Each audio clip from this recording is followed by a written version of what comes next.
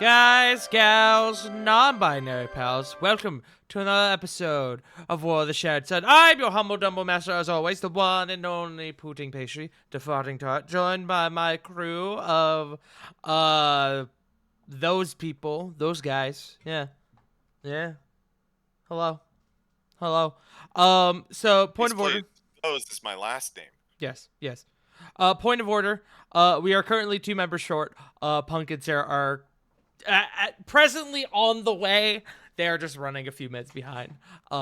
So we are going to begin without them, and they will join at their earliest convenience. But the rest of us are here. I believe it's time for us to roll test rolls, gamers. Meh.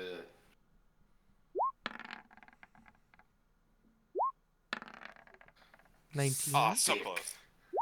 6. Another 19. Ooh, double 19s. Can you get another 6, River? Damn it. You failed us all. No, true. Well, fuck you. And it's your day? What the fuck, dude? Fuck off. What's okay. What's your problem? What's your problem, dude? What? You want to go, I'll fucking fight. bro? Yes, it is. Today is Easter Day, but more importantly, it's Trans Day of Visibility. Huge. Perceive. We can Jesus, perceive trans. River approximately 37% better than we could before. Sean said that I have disadvantage on stealth. It's true. I believe it. It's true. But wait, Lily's not trans though. No, not Lily doesn't have disadvantage. River has disadvantage. Yeah. Oh, yes. With that being said, while we wait for our homies to join, we're going to go ahead and begin. Let me find some music.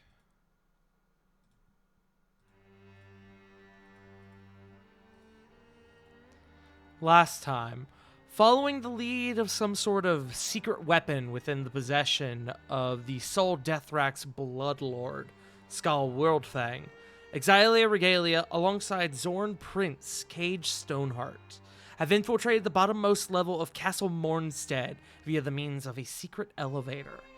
As they sneak their way through the halls of Castle Mournestead, they are regaled with the memories of Cage, of simpler times before Skull's occupation within the city.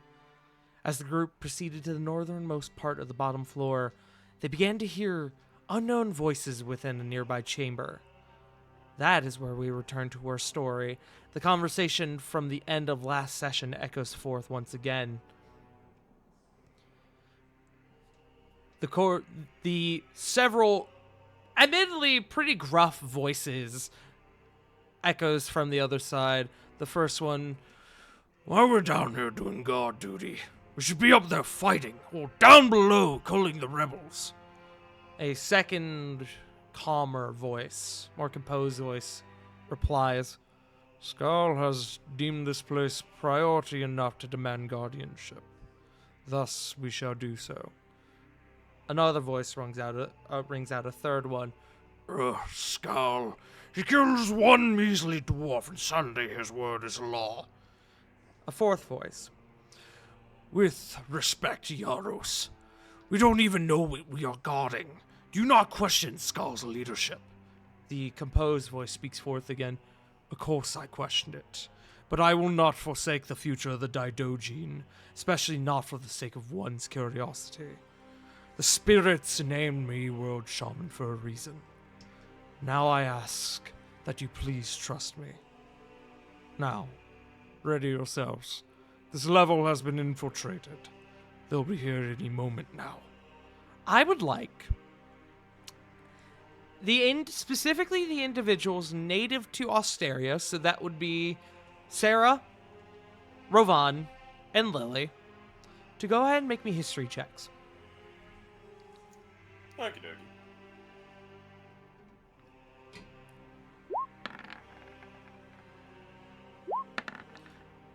That was a 20? wild ride, Lily. 19?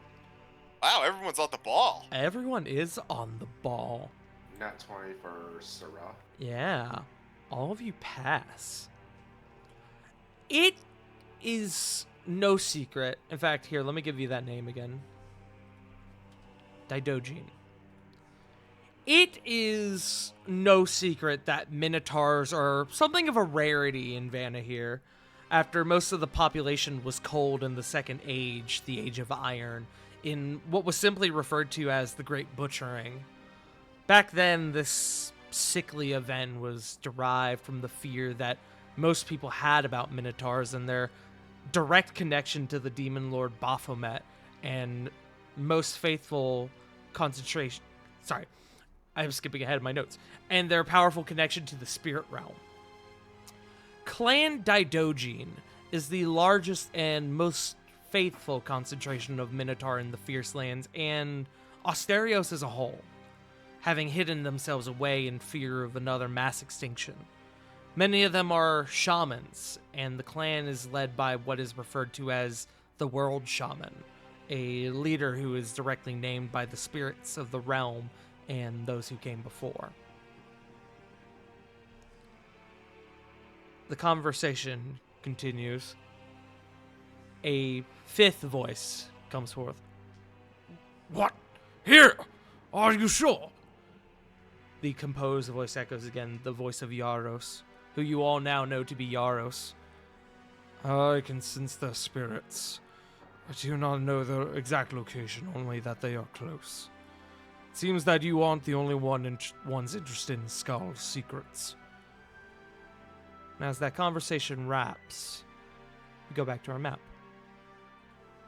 Back into the dungeon castle Mournestead. You guys are hidden behind this rather strongly built wooden door with iron trim. In fact, the iron trim seems to be gold, but looking upon further, it seems like it's probably iron that's been painted gold for decorum. Cage, who's kind of hunkered down with y'all, goes, There's a stairway in that chamber. Goes down. I'm not really sure where it goes. We could circle around and see if we could find something relating to our weapon. But if we want that staircase, we'll have to get past them somehow.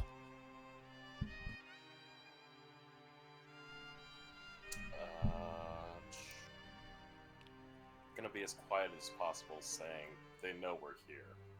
Like, they know we're here. you know what, I just realized I need to make a history check for Cage. I am going to give him advantage because he does live here. Oh, that's a good roll. I didn't know that Skull had managed to wrangle in the Didogene. That's not good. Can you blame them? They were led to slaughter.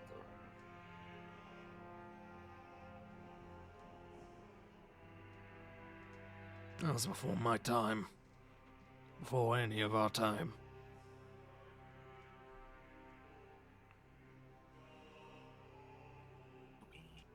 You know what they're capable of? Unfortunately, I've never faced a Didogene in battle, so your guess is as good as mine, but most of them are shamans, and from what I could gather, if they're here protecting Skull's secrets, likely very skilled warriors. If they're down here guarding something, it's probably some secret, something Skull doesn't want people finding. We may need to consider getting through them. Let's see if we can avoid a fight for now. I'd like not to raise an alarm, and honestly, my murderous intent for these individuals is pretty low. Well, as I said before, we could circle back around, see what's the other way. I'm okay with that.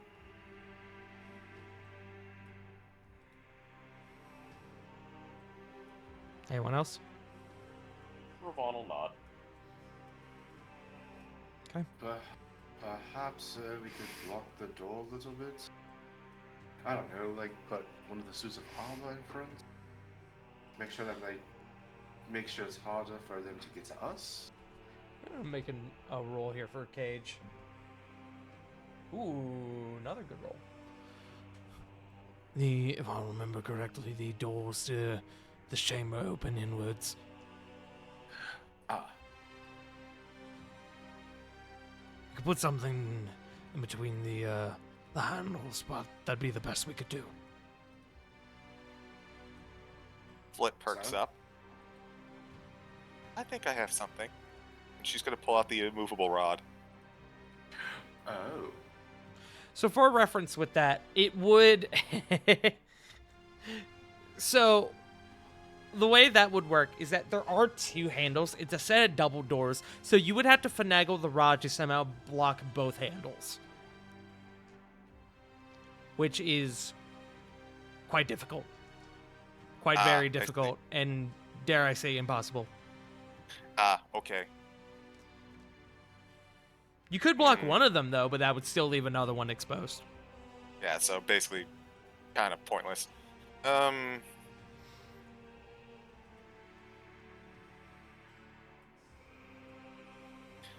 Well...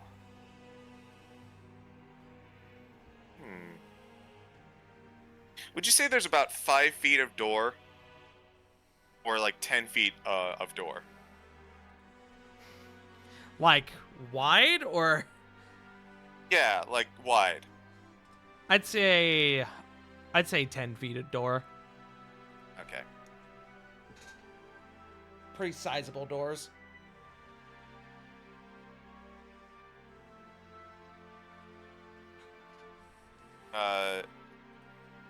It's just gonna shake her head then. She doesn't quite have as good of an idea.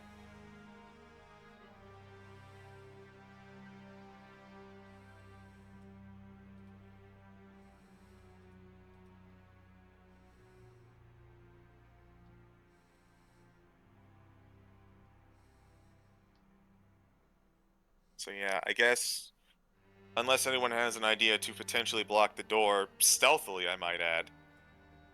I say we start making our way back. Chances are, if they're guarding something, they won't actively search us out. Let's make our way around. I think we'll be all right. I'm gonna gather this little group here. Excuse me, Lily. Excuse me, Flit. Just gonna grab those. Skirt, skirt.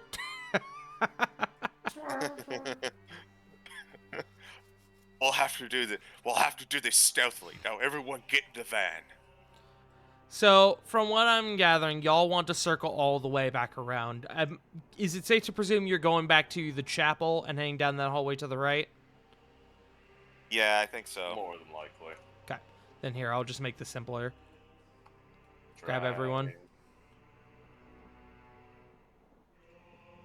We're about to be pulled through the darkness. Skirt, skirt.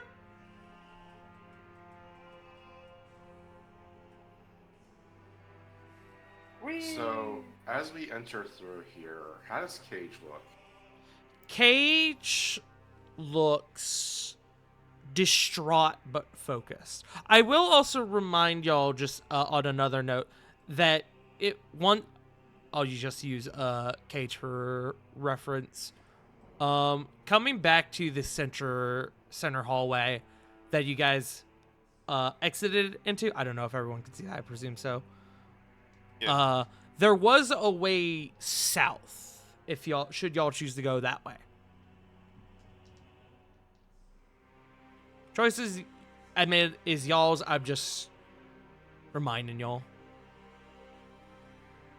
Well, it sounds like we have a pretty solid lead. We're just kind of circling around from the other side. It's up to y'all. I'm just giving y'all the option if y'all would like to attempt to go south. My dog! Dog. Mug. Bark, bark, bark, bark, bark.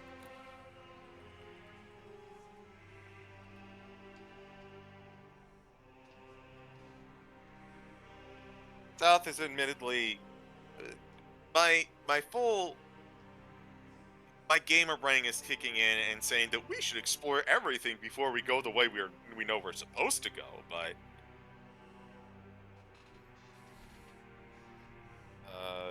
I'm we fine have with continuing. we have received notice that Punk's parents have set off the smoke alarm, so they'll be a bit longer. Ah.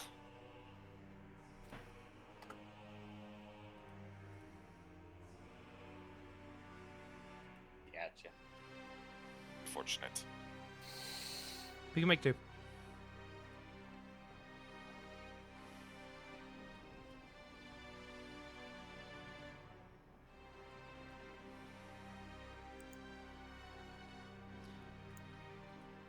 There is a door up to the north, and then there is one to the right.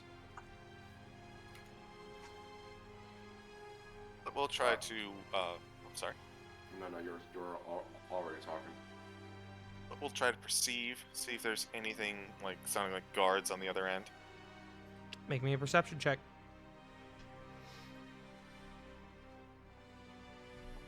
Use your ears, Flit. What ears? That's the joke. Just straight because it's not visual. 24. 24. You don't hear anything. In fact, it's eerily quiet on the other side. Hear anything coming this way? Then I investigate for traps. On the north door or the right door? Yeah, north. Yeah, investigation. Good. Oh. Sorry, my fucking browser's slow. 28. Doesn't seem to be. Doesn't seem to be traps, nor is it locked.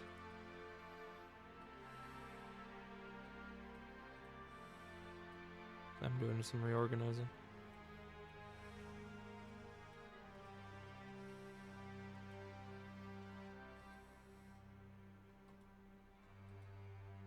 Do either of you wish to open a door? Yeah, kinda.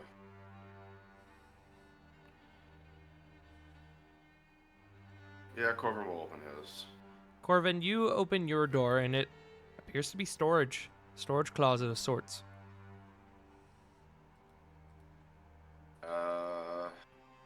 Couple small crates piled up in one corner. There's a barrel near the back. It looks like there's a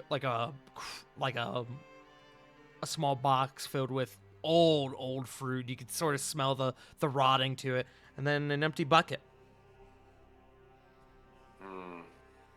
Some various Really? cleaning supplies. He'll close the door for now and convene with the rest. Okay. We'll go ahead and open up the door.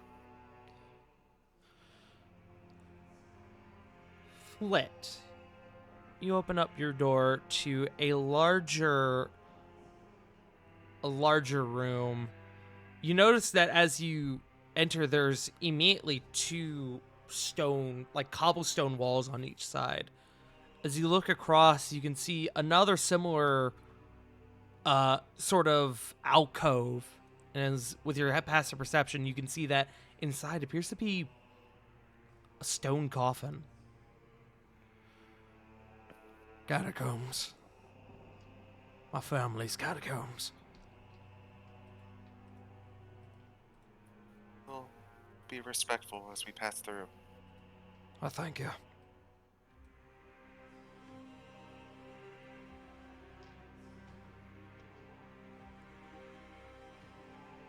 As you move inside Flit, there's a large series of catacombs here. A large number of alcoves, each with a singular stone coffin inside each.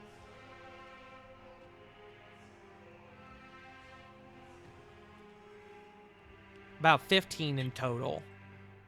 There's a hallway to the north. You can see it goes down a while, and then there's a door to your immediate right. As you kind of enter, Cage starts kind of tracing up and down this hall. Beno, Durin, Tula, Glanahill, Edwin, Brandis, Grillmac, Nasri, Brenna, Gramir, Hayden, Clara, Israel, Anzil, Adamir. My ancestors, all great Stonehearts, kings and queens. This is the legacy I have to live up to. Once we're done here, my father will be buried here. Provided there's something to bury.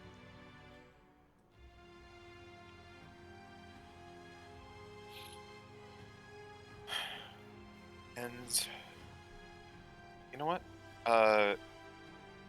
Let's going to just kind of like watch as Cage is just looking around and kind of remembering what he had muttered under his breath earlier. Will remain respectfully silent as she watches him just kind of take note and look around.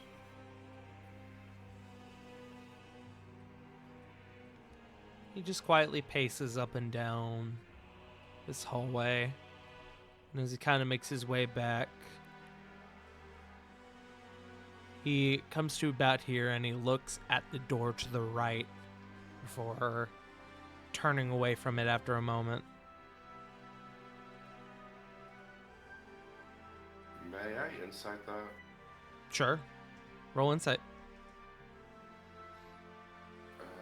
Bit. I would like to as well. Yeah, go for it. 25.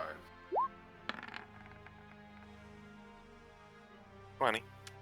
There is a sense of pride in the way he addresses the door, but the way he recoils from it is a semblance of perhaps shame.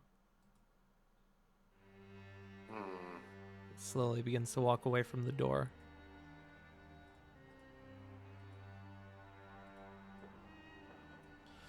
If we head north from here, we'll make our way back to that chamber that the Daidojin are in. Would it be something to get ahead of them on so we can, I don't know, surprise attack or something like that? I mean, they already know we're here. The best we could do is kick down the door and hope they're surprised enough, probably. Am I wrong to assume that that Jaros fellow should... Am I wrong to think that we should leave him alive? I understand that he's somewhat loyal to Skull, but he doesn't seem entirely, fixated on their mission. I caught that as well. Likely the Daidojin are being strong-armed into an alliance. Promise of their survival in exchange for their services. Fucking bastard. Like, kind of walks up. Well, kind of looking over to Corvin in particular. If they're the head of a clan, of a high power, of a influential clan in the area, I bet that they would make fantastic prisoners. Don't you think? With a bit of a look about her. Something like that. We can't take them from here. Oh. Skull employs fear tactics. If I were a betting man, Yaros and his men going missing, getting captured, Skull will likely get rid of the rest of the Daidojin. Oh.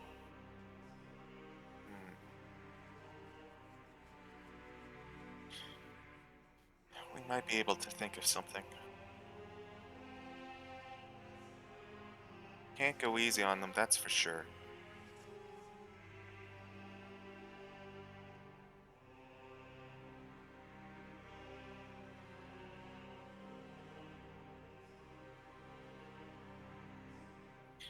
Flit will think for a minute, and she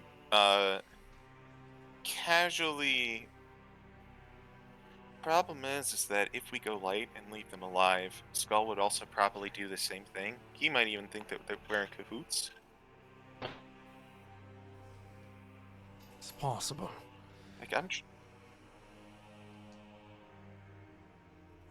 Unfortunately, there's very little we can do in terms of secrecy for this exchange with the Daidojin. No, you're probably right.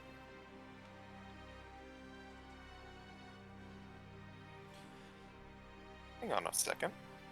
Well, no. I'll wait.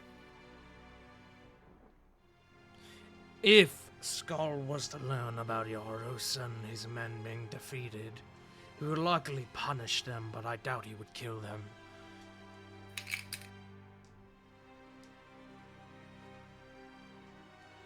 I suppose we'll have to hope on that front then.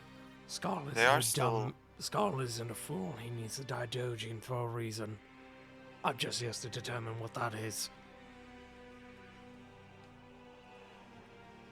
My guess is he wants the power.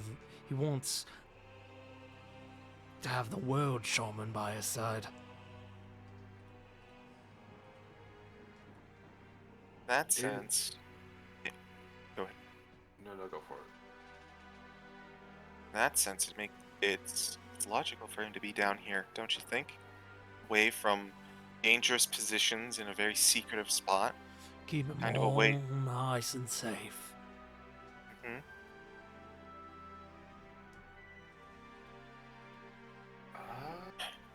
The Daidojin is able to talk to the spirits, yes. As far as my history lessons go, yes. How many dead are sitting on this city? I'm trying not to think about it. You don't think that this Daidojin would raise up the dead? A massive necropolis with an undercroft. Is that something that they could actually do? I figured that they were mostly just spirit callers, much like Kieran. I think that's Died- probably. The Daidojin, to my knowledge, are shamans, not necromancers. They might have limited capabilities to do such a feat, but I doubt something of that scale would be within their capabilities. Anything that could amplify their power.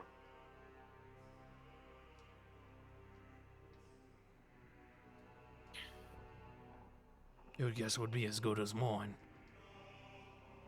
You don't want to know what I am guessing. I'm thinking that of the options, talking to spirits is, well, there's a lot of ways that sort of thing can provide a lot of useful information. That might just be it. I know I've done a few things like that. If only Kieran were here, she would probably have some insight, says Diana.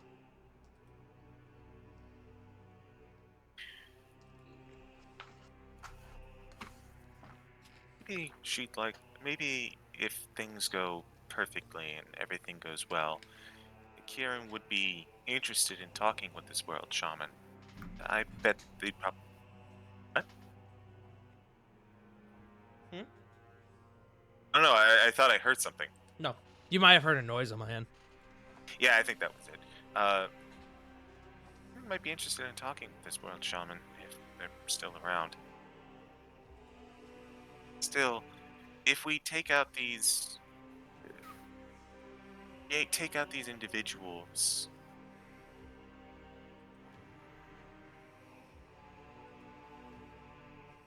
does anyone? Do we really want to go lethal at all?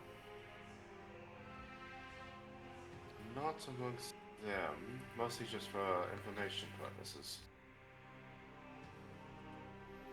I'd like to avoid bloodshed, but chances are their Skull's got them defending something. We may not be given a choice. Is there a way to go around them or whatnot? Maybe shape the earth? It's a rather large chamber. We need quite a bit of magic to be able to access the stairwell by doing that. And you would need to basically fly blind, I believe is the term. Like I said, I don't know where the staircase goes. I don't know how deep down it goes. It's one place I haven't been. Throwing into the earth without a direction can be pretty dangerous. I heard if you go straight down, you risk falling into lava or some shit. And that's something one of the miners told me. Flit, about to raise up a finger to suggest going in as an earth elemental, immediately puts down finger.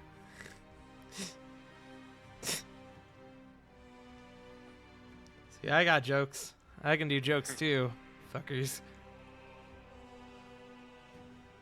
I guess it's your craft. Regardless, I'll follow your lead, whatever you see to be the best course of action. I See do about- think Yaros would be negotiable. Let's see if we can approach, at the very least, we might need to subdue and then diplomacy. We'll go from there. One of those voices sounded like they were pretty militant, so we shouldn't expect everyone to be willing to follow, and if that's the case, that person might need to be dealt with.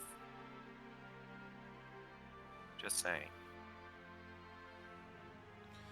Well, if we're gonna go meet those boys, we can head back north up this way, meet up with them again. I think it's about time we head forward then. Unless anyone else had an idea.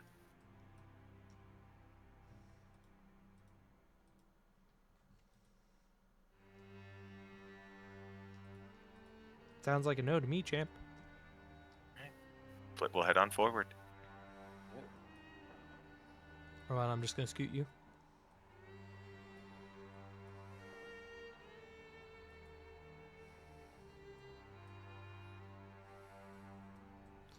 As you guys come to this, the section of the hallway where there's an alcove, you can see that there are sets of what appear to be dwarf-sized armor to the left and to the right.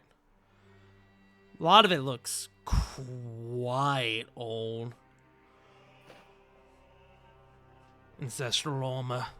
Few pieces that some of my ancestors used to wear. Won't fit those fat-ass orcs. Surprised they didn't melt it down, though. Then you see Cage looks back to the room y'all just came from. Nor did they raid any other tombs. Something isn't right. Keep your heads up. Keep your eyes up. But nods. And then she looks back to the tombs. And then she's gonna look to Rovan. Hey, Rovan, Yes. can you do that thing, that where you kind of sense things? Corvin, I'm just moving you slightly to grab my little group here. Divine sense? Yeah, I think. Sure. Ravan's gonna kind of close his eyes and he'll expend a divine sense. Do you wish to move back into the previous chamber before you expend it in this exact spot? Yeah. Okay. I'll move back a little bit.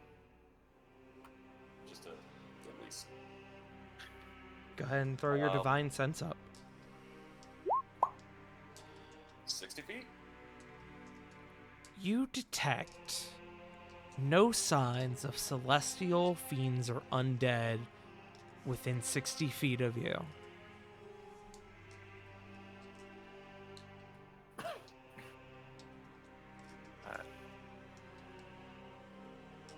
He will kind of open his eyes and goes, nothing.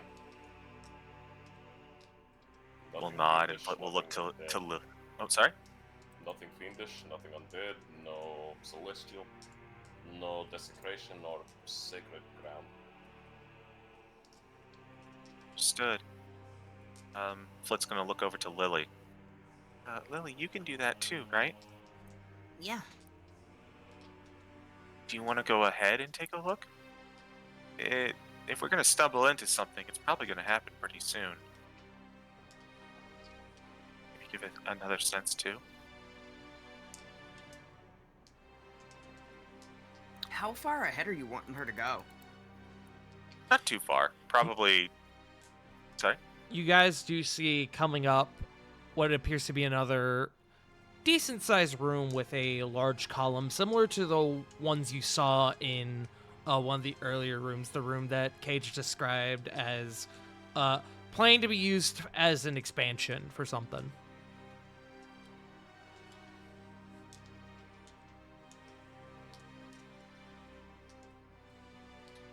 Maybe into the next room. Just barely into the next room. Yeah.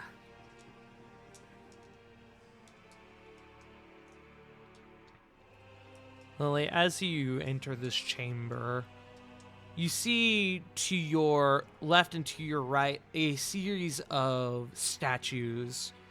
One is of a dwarf, another a minotaur. Those are on your left. On your right, you have one that seems to be some sort of feline creature, maybe a tiger of some sort, but it has a more humanoid body, but doesn't resemble that of a tabaxi or even a leonin. It almost resembles, to you, Master Orda from the Anima Sanctum, a sort of tiger man. And then that is the one in the bottom right. And then in the top right, there's one that seems to be a bear. Just not unlike the other ones where the other three are humanoid, it is just a bear. They're all on rather sizable pedestals. Almost similar to that of like altars. I would like to use Divine Sense. You do not sense any celestials, fiends, or undead within 60 feet of you. Unless there's one behind the column. Oh, it's Old Man Withers. It's the sheriff. Dear God.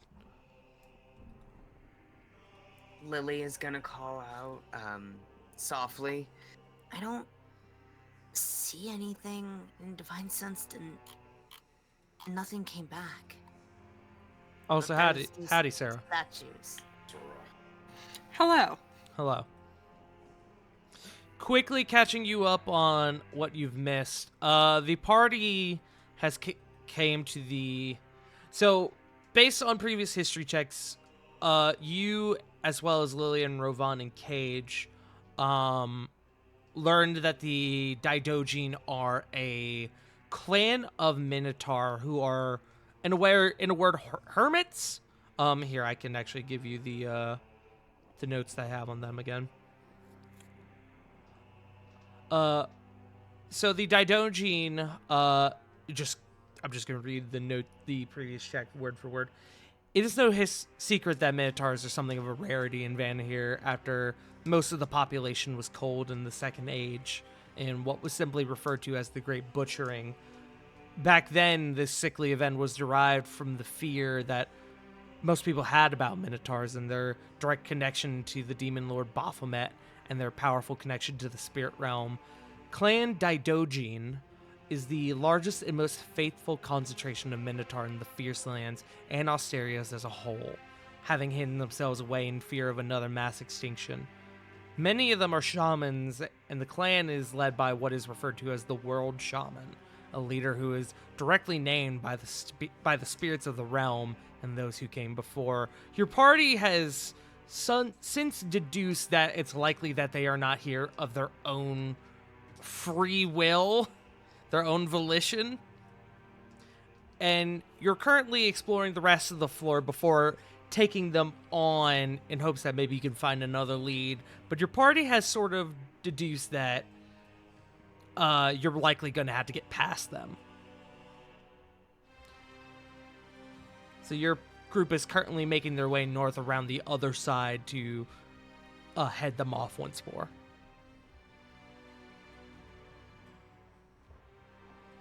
You guys have also ventured into the catacombs, which have the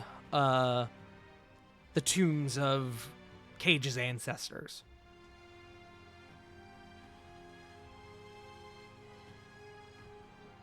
All right, sounds good.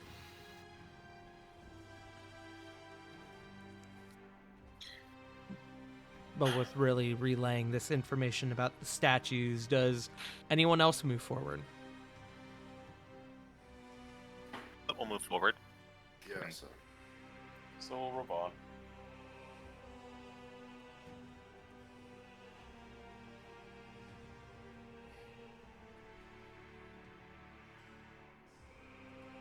Can Lily further, like, investigate these statues to see if, like, she recognizes any of them?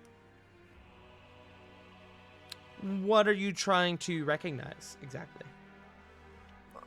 If the statues just look familiar at all. If they're anything Sure. she's ever seen before. Yeah, sure. Make me a history check.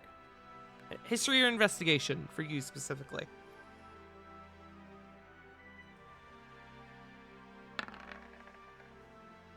17? They don't really have any defining features. Nothing like specific. If they were of someone specifically, I mean, the Tiger Man statue does seem reminiscent of Master Orda, but you can see that the build is not the same, nor are the features. And as you kind of look at the other statues, you determine that you're pretty sure they're not of anyone specifically.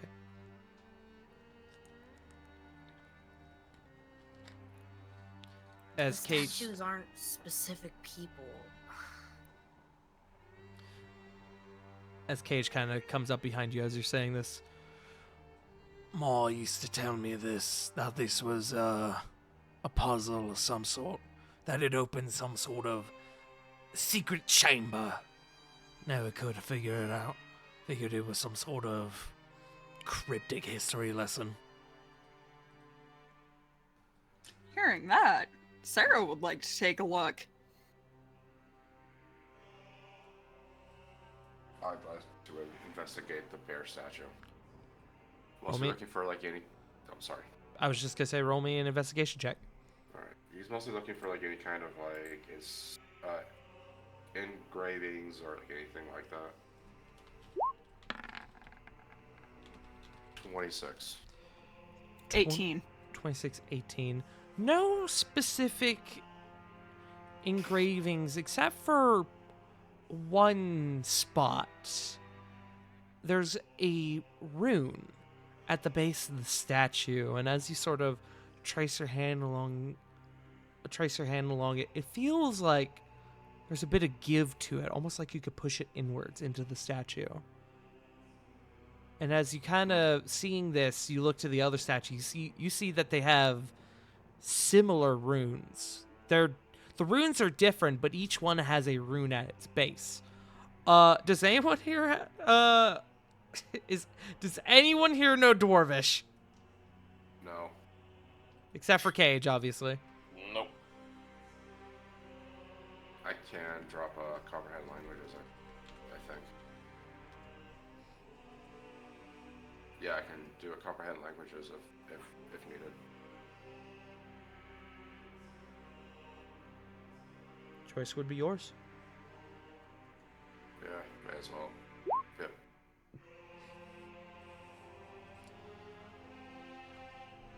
As you Oh. you see that these runes are not words. Well, they are not phrases or terms specifically, but they're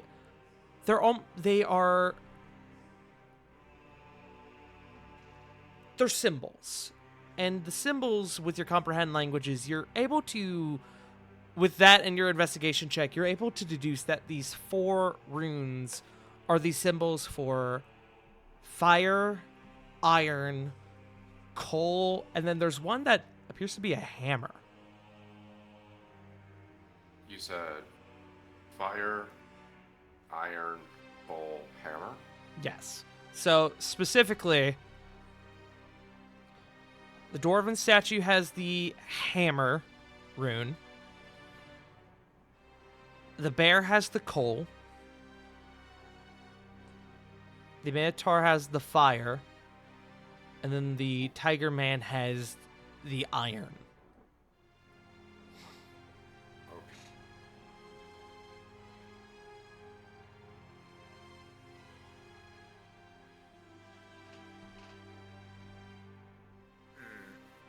Then fire. You said fire minotaur? Yes. Okay. Corvin will not really bounce between them, but he'll carefully look at every single one of the runes and just kind of read them off, kind of forming a pair of arcane spectacles on his face, just to read it with the comprehend languages. And he'll look to Cage. Do you think that they have to be pushed in an order for the forge? Coal, Cage is then good. fire, then iron, and then hammer? Cage is going to make a roll here with advantage.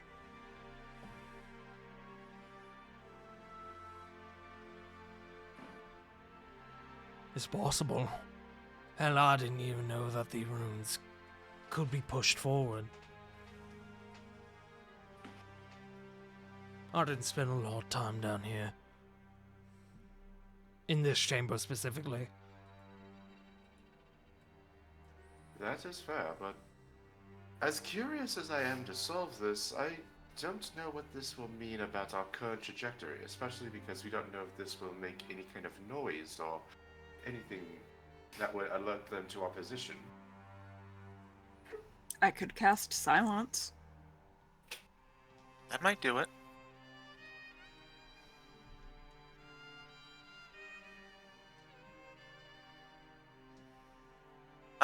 I'll admit, I'm curious enough as is. And if what Cage says is true, that there might be something here, it could help with uh, the war effort overall.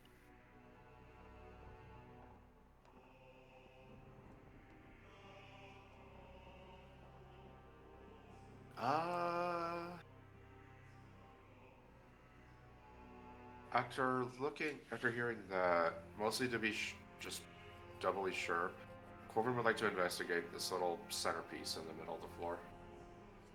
It is a column. Is there like any kind of like anything written or anything on the column? No, so it looks almost exactly like the columns that you saw in the chamber on the far left, where there were 4 of them, and Cage was saying that the room was meant to be an expansion. That's what his dad was planning. Gotcha.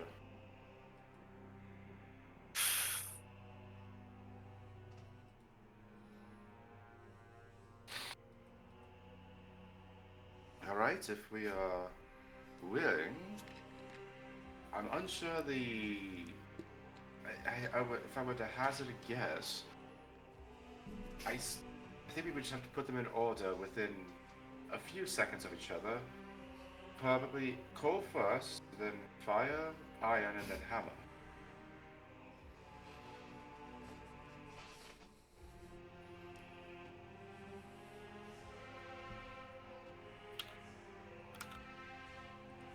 If that's what you think. The solution is you're more than welcome to give it a try.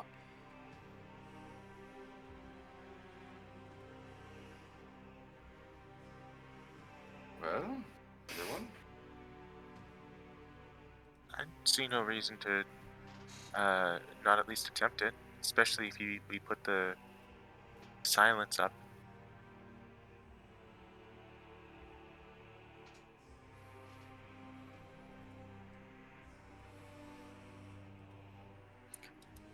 Let me know when we're ready and I'll cast.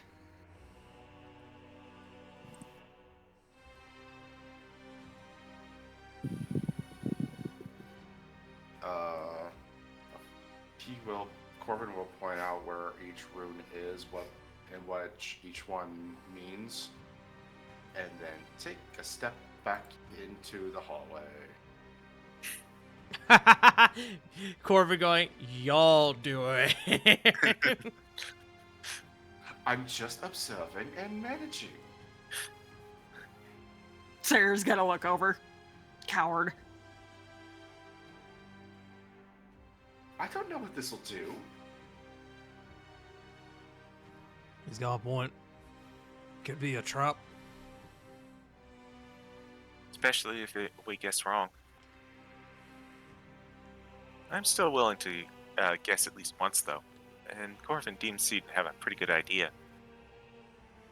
It just process of elimination, especially when it comes to situations like these. Flit is going to look on over to Cage. And is going to go, one final precaution, if you don't mind. This is your family tomb with runes in Dwarvish. I wouldn't be shocked if it requires a familial touch. Fair enough. And Cage will look to you, Sarah, whenever you're ready.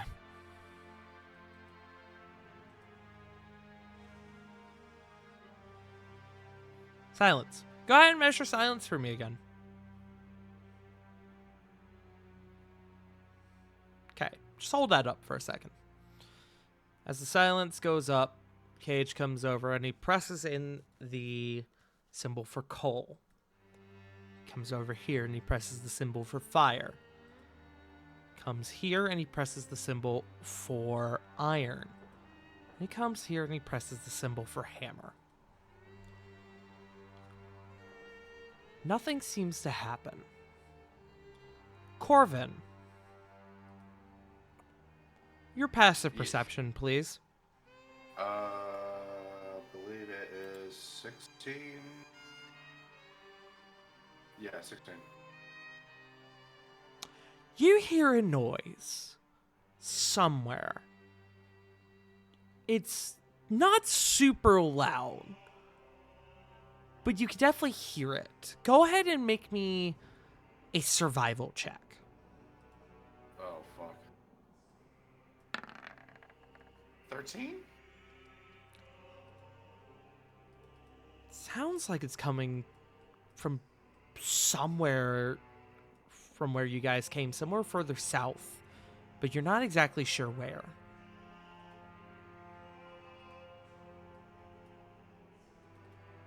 Sorry. He'll kind of call out, like in a not really much of a whisper, but like softly. I kind of heard something towards the south, back towards the catacombs.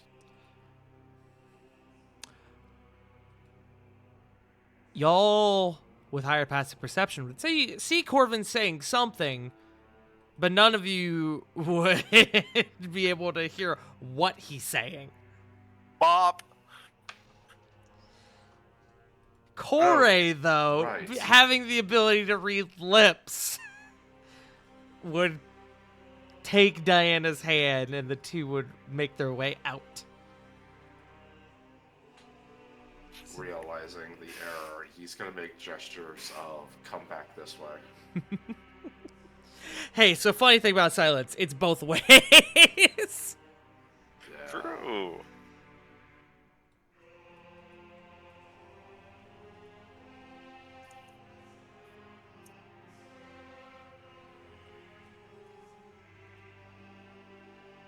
Yep. Gotta do a bit of do.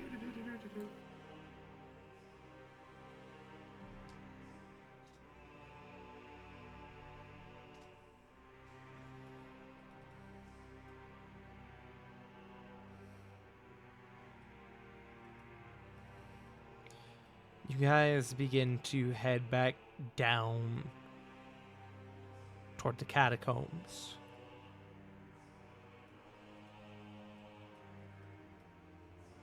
Everything seems in order here.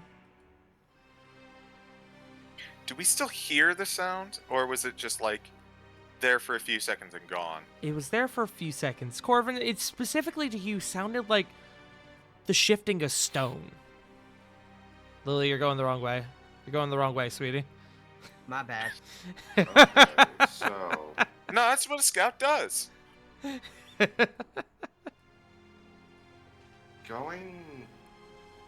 venturing forth into this room with the keen mind feat having. Is there anything that seems to be out of place here? No. Doesn't seem to be.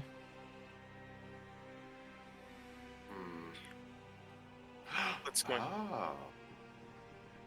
going to start making their way back towards the chapel. Same.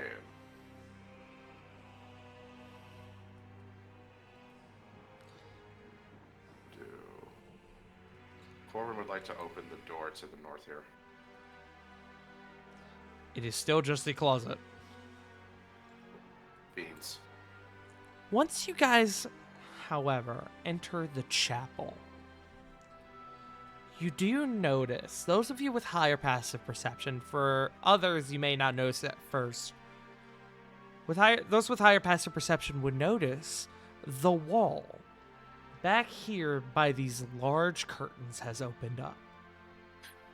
About 5 foot by 10 foot. A doorway. There's not actually a Suspicion door would there. rank no. There's not actually a door there on the map, so I will have to finagle this a little bit, but I hear curtains. I think secret door. Corvin heard it all the way back where we were. Can I roll insight to see, like, okay, how loud was that? Was someone maybe going to hear? insight.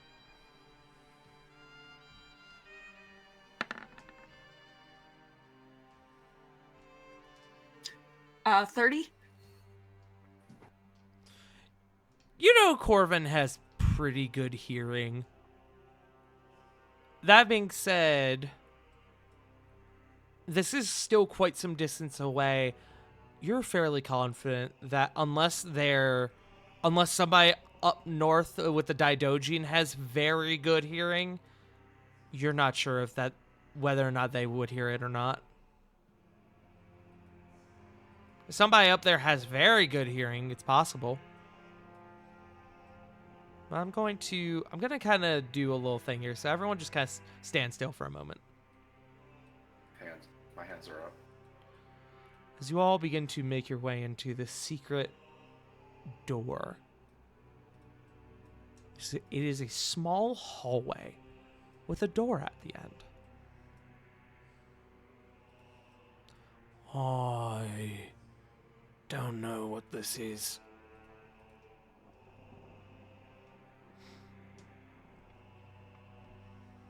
It seemed like it was pretty secret.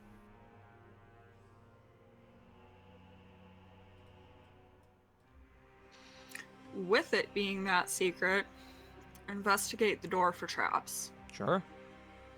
I will assist. How about I assist you? I'm okay with that. Yeah.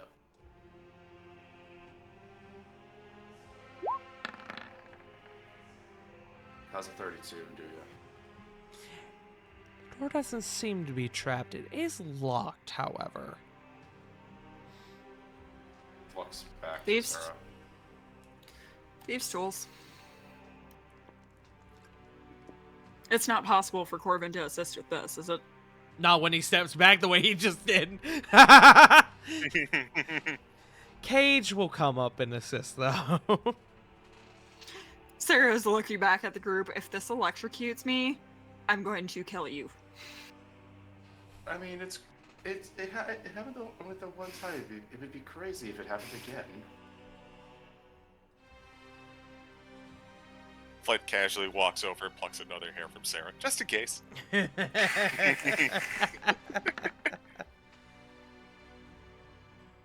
Jesus Christ. That's a 30. The door unlocks pretty seamlessly. Nothing happens. Cautiously push it open. As you guys open this door, the chamber ahead is filled with trinkets, treasures. There's a bearskin rug, an owl bearskin rug, right as you enter the chamber. In the corner, there's a large surplus of gold. There's weapons and fine paintings along one wall. There's boxes and chests along others. You can see on the far left wall, what would be y'all's right, there's a series of heads of various creatures. Directly across from you, there is a large iron and gold chest with a red dragon's head mounted above it. You can see a desk in the corner that looks like it's been rather busy, and what appears to be a table with maps and a bunch of scrolls. And then in the center, there is a pedestal with a about basketball-sized 12-sided blue. To call it a gem would kind of do it a disservice given its size, but it does seem to be a gem of some sort. Cage, kind of entering this room, goes, This is my father's treasure room.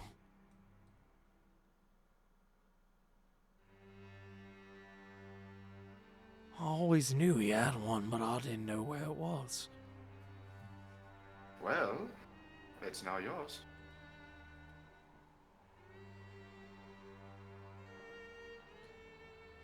Cage kind of comes up to the large gem. Not sure what half of this stuff is. He always liked to tell me the stories of his grandest adventures, and I'll recognize some of the things, but there's something old about this and why it's the centerpiece of this room. Flit will walk up. Maybe I can help?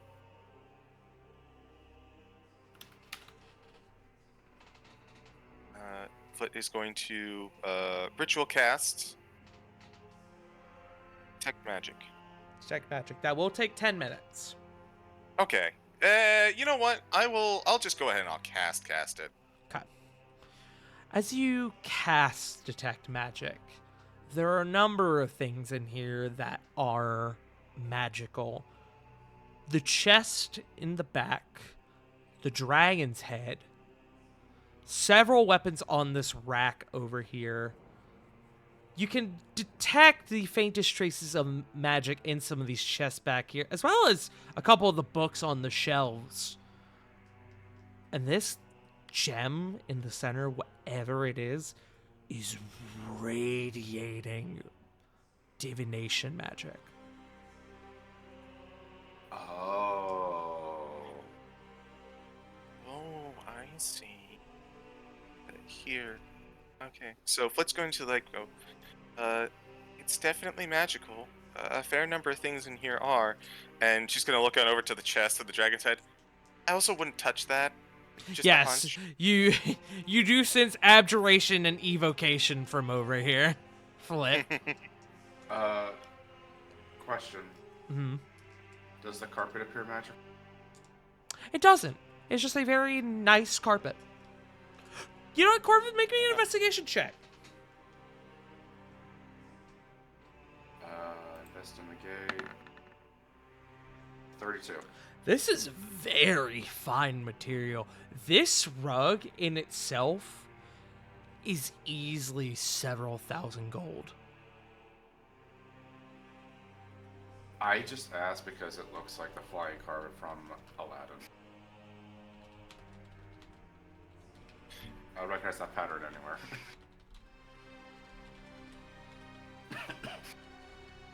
Could I? Foot mentioned the pedestal's magic. Can I like Arcana to see like what kind of? The pedestal is not magic. The gem on it is. Oh. The gem on So- it is heavy divination magic. Can I like make an educated guess onto what it is? You can make an educated guess, but I can't guarantee that that's what it will be. I think this, possibly speaking, this could be some form of scrying stone or I don't know, it's something. It's very fascinating. Flit, with your detect magic, it could be a scrying orb of some sort, but the magic for something as simple as a scrying stone, which I say that's simple, that's 5th level magic, it still seems way stronger, way more concentrated. Maybe, but my little orb doesn't radiate like this. Here. And, Flit is going to,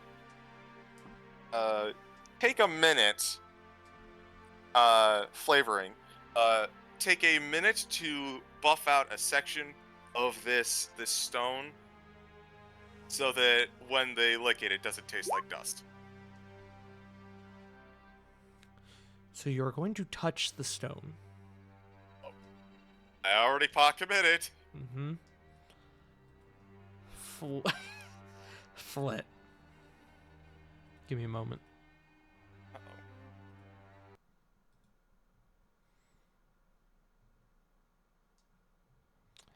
Need.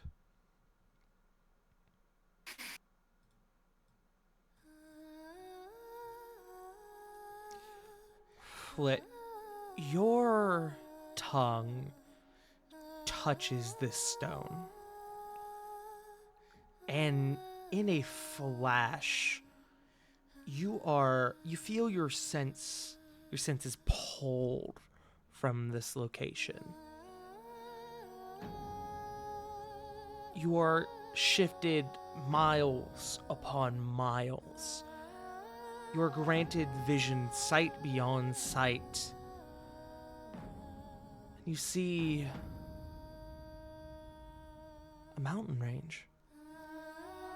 Beautiful snowy peaks, obsidian,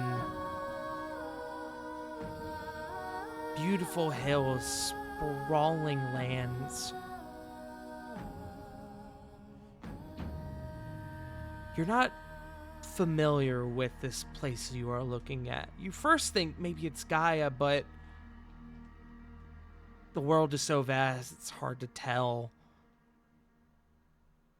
And then there's a moment. A small ball rolls into frame, wicker. And a young lizard folk child runs across and grabs this ball. The frame shifts and you can see another child comes up and tackles this child playfully. They laugh. A adult lizard folk comes over and sort of escorts them off the ground, and they all shuffle back. The lens follows and you see this beautiful, passionate, aspiring village, and you recognize it. You recognize it vaguely. You've been here, but you haven't been here. Flit, this is your village.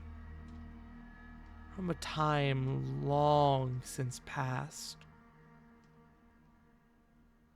Flay, you're not just looking through the plains. You're not just looking through across miles. You are seeing through time. You are seeing events that have already occurred. You are seeing as a older lizard folk, Red Scales comes forward and embraces another one, Blue Scales. The blue scaled lizard folk turns, and in their hands a small cradled child of red and blue. This beautiful coloration. Flit, this is your past. It lingers for a few moments, and as quickly as it came, it passes. And you return back to the chamber. You recoil almost instinctively. Your fight or flight senses almost go off. But you are back in the chamber. You all see Flit recoil almost violently at this.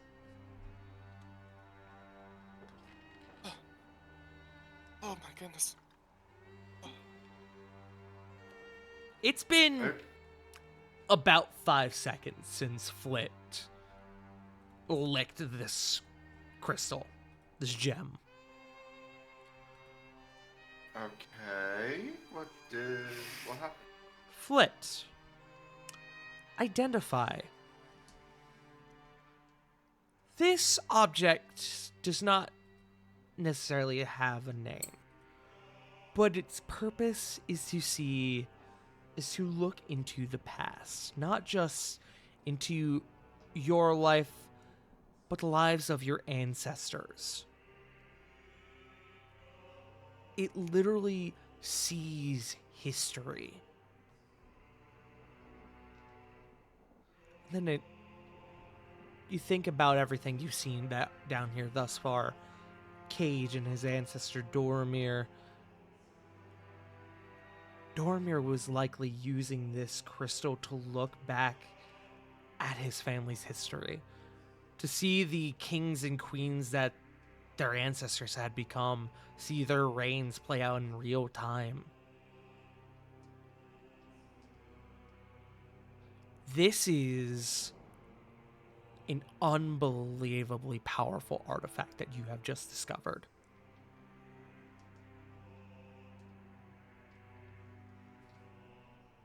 As what just kind of recoils, she goes, "Okay, I'm fine. That was an experience, but it's not dangerous, but it is very powerful. This crystal," looks on over to Cage. "This is a window into the past. Any time in history, maybe, I believe it's tied to one's family legacy, but it lets you look through and experience what has happened. I think your father might have been learning about your ancestors this way." Cage's gaze shifts from you to that of the gem in front of you. Whoa. That's, okay. That's a lot. Yeah. It is.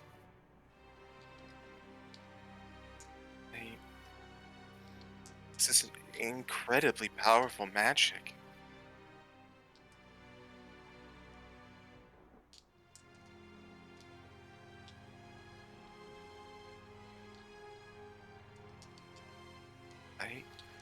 We're just gonna leave this right here. I think everyone could probably agree with that. Uh-huh. We'll just make sure this is sealed back up before we leave. Let's just, pretend that nothing is here, that Skull won't find it later. After all, it will be here in 2 days when we come back.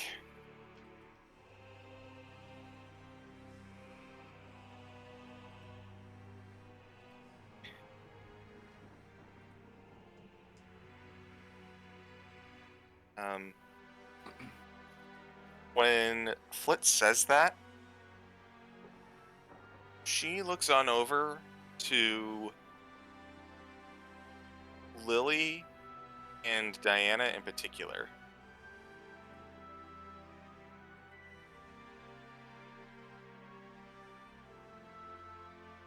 Yeah, another something to look at when we come back. Should we, Flit kind of composes herself.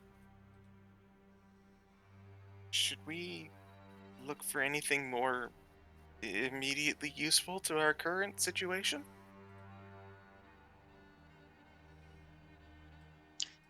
Sarah is over at the desk looking around. There are a lot of cartographers, like utensils, over at this desk. It seems to work in tandem with the map table that you see close by. You see there are pins, flags, pins and pens. Nothing of immediate assistance to your cause, but interesting nonetheless. Corvin, you looking at the cartographer's table, you notice a series of pins that have been plonked down in specific spots along Asterios. You can't quite determine the significance, but most of them seem to be major locations. You see that there are pins and flags for the capitals. You see areas that you know are of relative importance, like the Tower of Rebirth, for example. But there are some that are in seemingly random areas that you would not be able to tell their significance without actually going to these places. He will try and commit all these markings to memory. Okay. Just giving it like a very prolonged look as he just tries to remember everything that's been planted here. Mm-hmm. Rovan, meanwhile, you see a series of weapons. You see a great hammer, a great axe. You see what looks like a Zweihander. You see what looks like a glaive. There are 6 slots on this weapon rack over here. 3 of them are full. 3 are empty.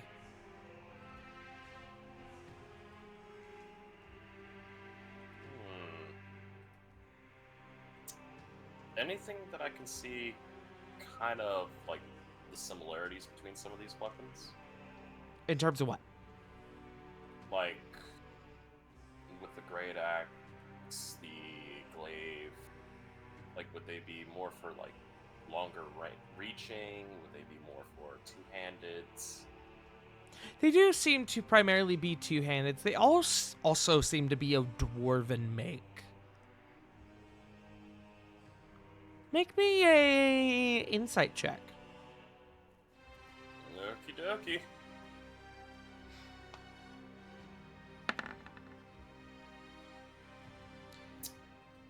That's a 12. It stands to reason that perhaps Doramir made these rather than obtained them.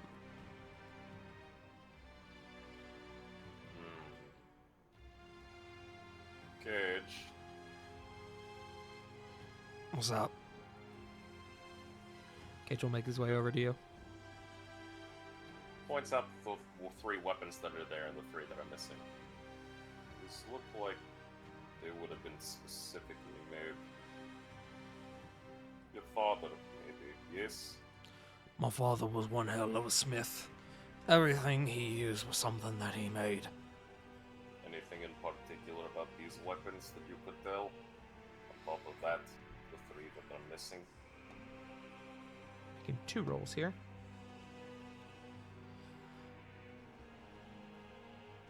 Unfortunately, these ones here, I'm not exactly sure. But I do remember my father taking his 2 favorite hand axes and his maul when he fought Skull. Or at least, those were his favorites, so that's what I'd presume. They might be the missing weapons. Sounds the reason. Lily, you on the other side of the room, you're looking at this bookshelf. You notice a lot of these are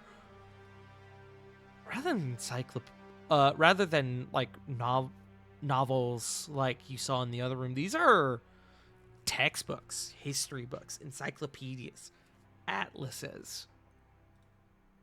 But then you also notice some that are.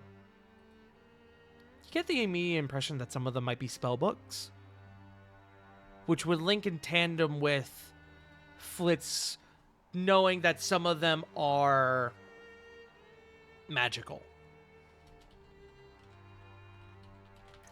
Does anything on the shelf look like it stands out? The spell books stand out a bit, but you also, from your knowledge, know that Dormir Stoneheart was not. He was not magically inclined in most regards, aside from what you presume to be his divine influence. But you know the tales of Dormir Stoneheart as this vicious, powerful warrior who was reluctant to use magic. So honestly, that in itself kind of stands out. Why are there spell books here? Do the spell books look like they're like they've been touched more recent? Like they're newer editions or Investigation check.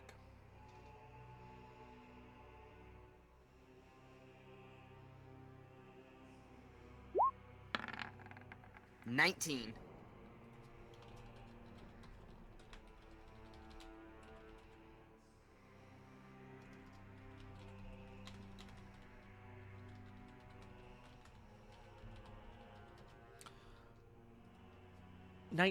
There is a thick layer of dust upon these books. Even thicker so the spell books. And as you kind of look around, there's a pretty thick layer of dust on just about everything in this room. You're pretty confident this room has not been touched in months. Which stands to reason the fact that it's a secret room.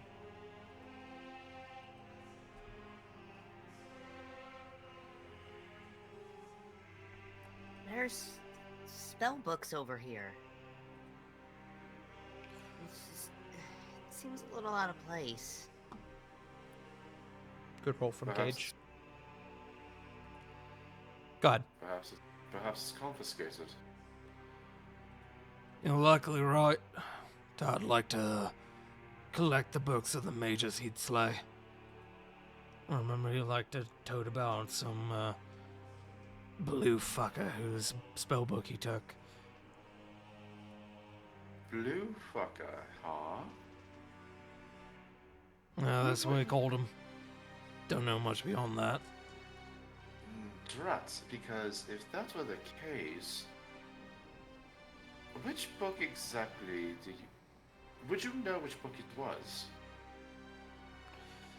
This is the first time I've been in this chamber, so no. No. Okay. You're welcome to look at them, though, should they strike your fancy.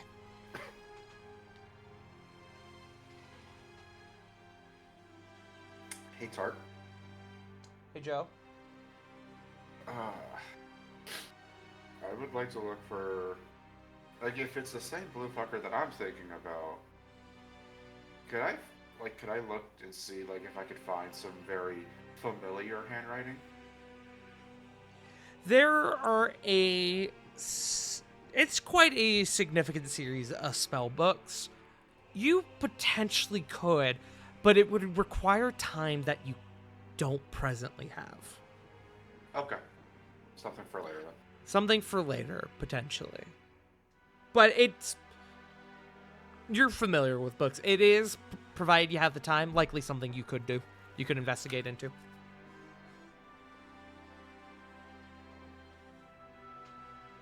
I knew. Okay. Anything else in this chamber, gang? Sarah is curious about the heads on the left. Cage sort of sees you look at them. One appears to be... They all appear to be dragon heads. All stone dragon heads. I like to get statues made of his finest kills. I didn't even know some of these were down here. And, That, and he points at the big red dragon head on the southern wall. that surprises me. I was wondering about that.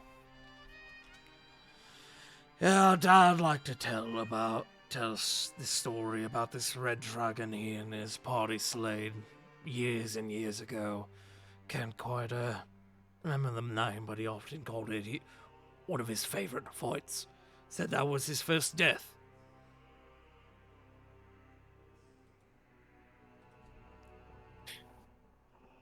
What, blinks a few times, just like, no, like, I guess that makes sense. Sarah's just kind of nodding and then kind of does a double take. First death? As in, like, he died and was resurrected? Yeah. Your adventures, you should be familiar with that concept. Oh boy, are we. Mm-hmm. Sarah scratches the back of her neck.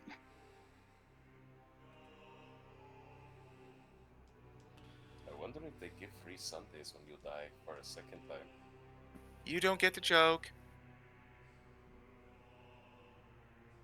What is joke? I actually won Sunday. I don't know. I hear they give Sundays when you've been hit with friendly fire 3 times. You don't get the joke either.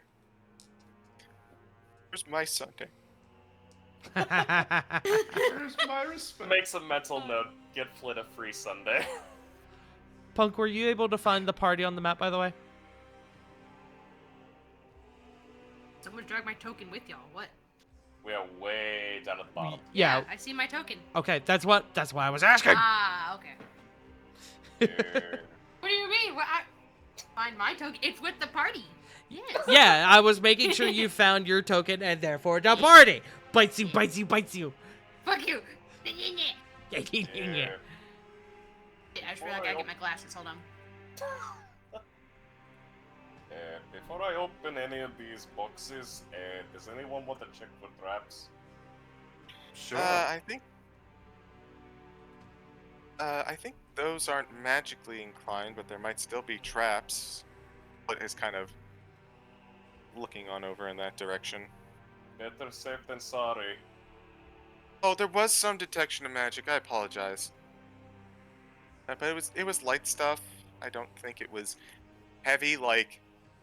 And Flit just kind of looks on over to the one to the south. We'll have to look at that one next. But let's figure this one out. Sarah will assist Corvin in investigation. Go ahead and just make me one check for the 3 boxes. That's 34. None of them seem to be trapped. They are all locked, though. He'll give a thumbs up to Sarah. Anyone helping, or am I going flat? I get out. Go ahead and just make me, again, one check. Lily, did you look over here at this bookshelf? I kind of condensed the two bookshelves together for Lily. 22. The boxes don't open.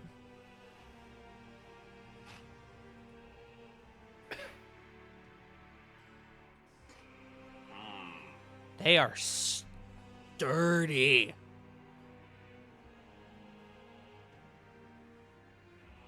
As in, like, they didn't come unlocked? Correct.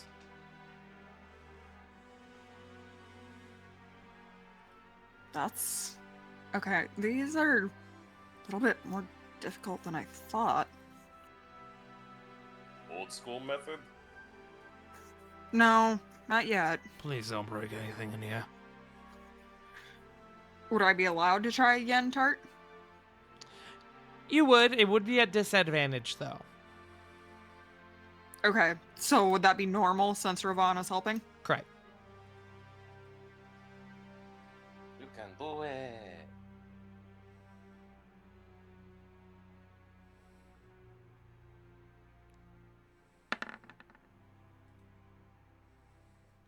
$25? There you go. That was the DC you needed. Damn. As you pop open these three chests, you notice there are gems, potions, scrolls, various magical memorabilia. Nothing in itself supremely magical, but the collection altogether reeks of magic for you, Flit. A little bit here, a little bit there. Nothing super oppressive like the crystal in the center, though.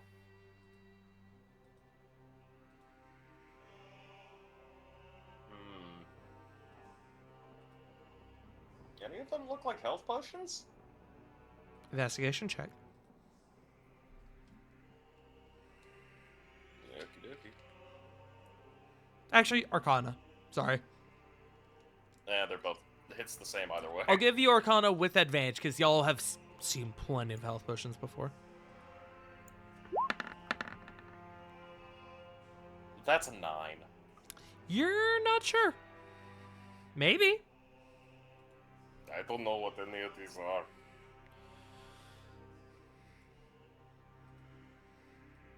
Cage kind of comes over. There's a lot in here. We might need to circle on back when we have more time. Okay, what about that one? Points to the south. Do you mean the big iron chest? The big one with the dragon head over it. Who fucking knows I'm not opening that, not if y'all are struggling to open these normal chests, and that one's, as far as we know, magical. I ain't fucking doing that. If you wish to, be my guest, but... Might have something to help us. I don't have a death wish today. You're in the Flit water. looks at. What were you gonna say? Oh no, go ahead. Well, Flit just. On terms of death wish, Flit has 1,000-yard stare, currently remembering the trap that Amadeus had and the fucking door and.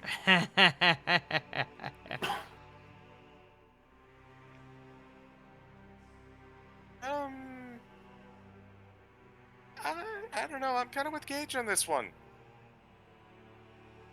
I mean, I could dispel one of the effects. Yeah, I'd rather we just come back. We're definitely coming back for not to look into this a little bit more and gestures to the stone in the center. Oh, yeah. I guess I'm a little hesitant. Sarah, they are certainly stone heads of what look to be a variety of dragons. Nothing about them that could maybe lead to something hidden. Not with the 7. Okay. Okay. Well.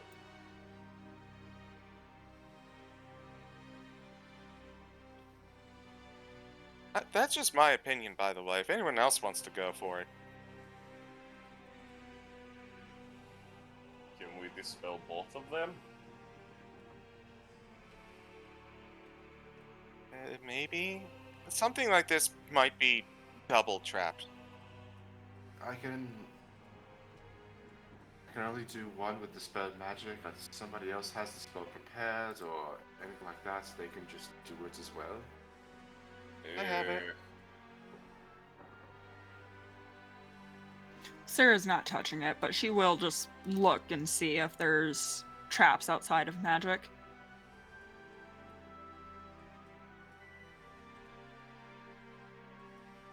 Go for it.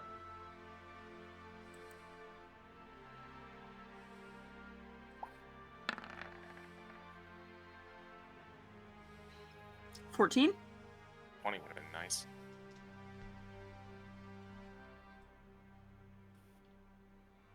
Maybe.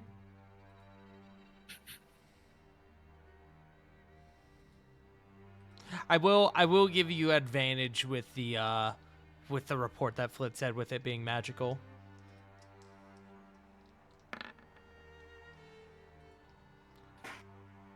Oh, 19? Yeah. Oh yeah, that bitch is trapped. Absolutely trapped.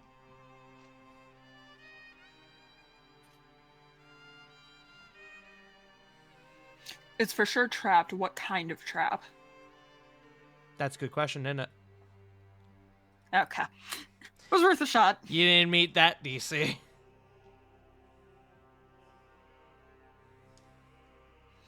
I think I have to agree with Flit. Let's come back for this one.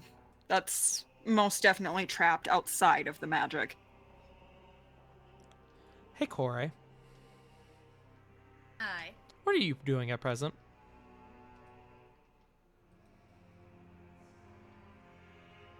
I was thinking of going to look at the statues if we haven't looked at them already. The ones on the left? Yeah. Yeah, Sarah was looking at them. Okay. What's your passive perception, by chance? 20. 20, huh? You, amidst the conversation that's not directed at you, you hear the sounds of footfall outside.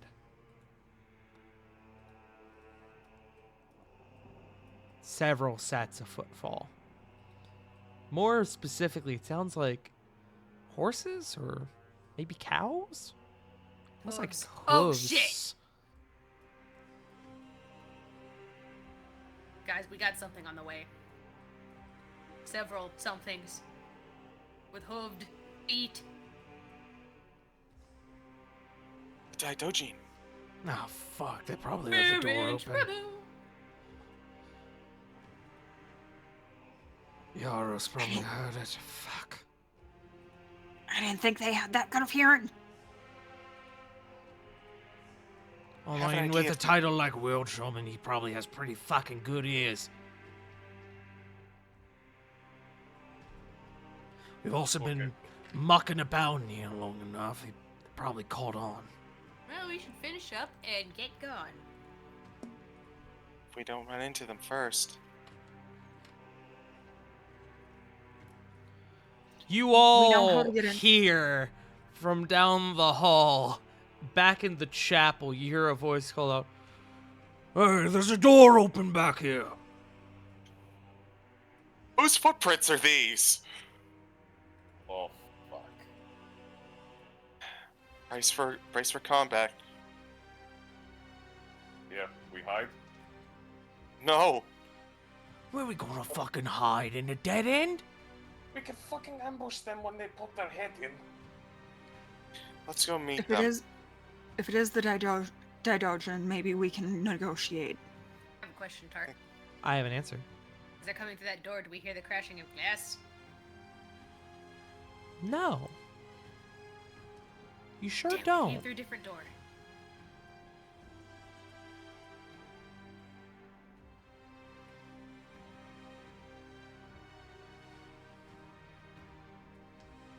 Damn them. You all hear a voice, a stoic voice call out.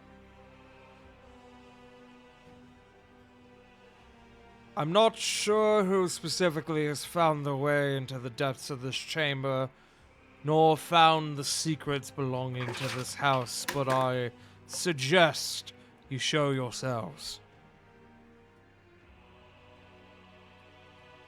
It kind of looks sternly to the group. Sounds like Like, Yaros, not- the voice you heard before. Suggest they suck my nut. Let's go see if we might be able to finagle a negotiation. Very least, we were gonna have to deal with this anyways. But we'll walk out. No one stops her. Walkie. Corin follows. Okay, so for my reference, you guys are exiting this chamber and hallway, correct? You're returning back to the chapel. Yeah. Yeah. Okay. Yes. Everyone just kind of take a spot in the hallway then. I'll grab everybody. Okay. As you guys begin funneling your way back out, you see a group of what appears to be 6 Minotaur. 5 of them are wearing iron pauldrons and bits of leather. But then there's one much larger than, well, I should say much larger than the rest. He is larger than the rest, but not exponentially so. But he carries with him a large staff as you guys exit this chamber. I'm just gonna do a little bit of this. Hold on. Beep. Just gonna give me a second.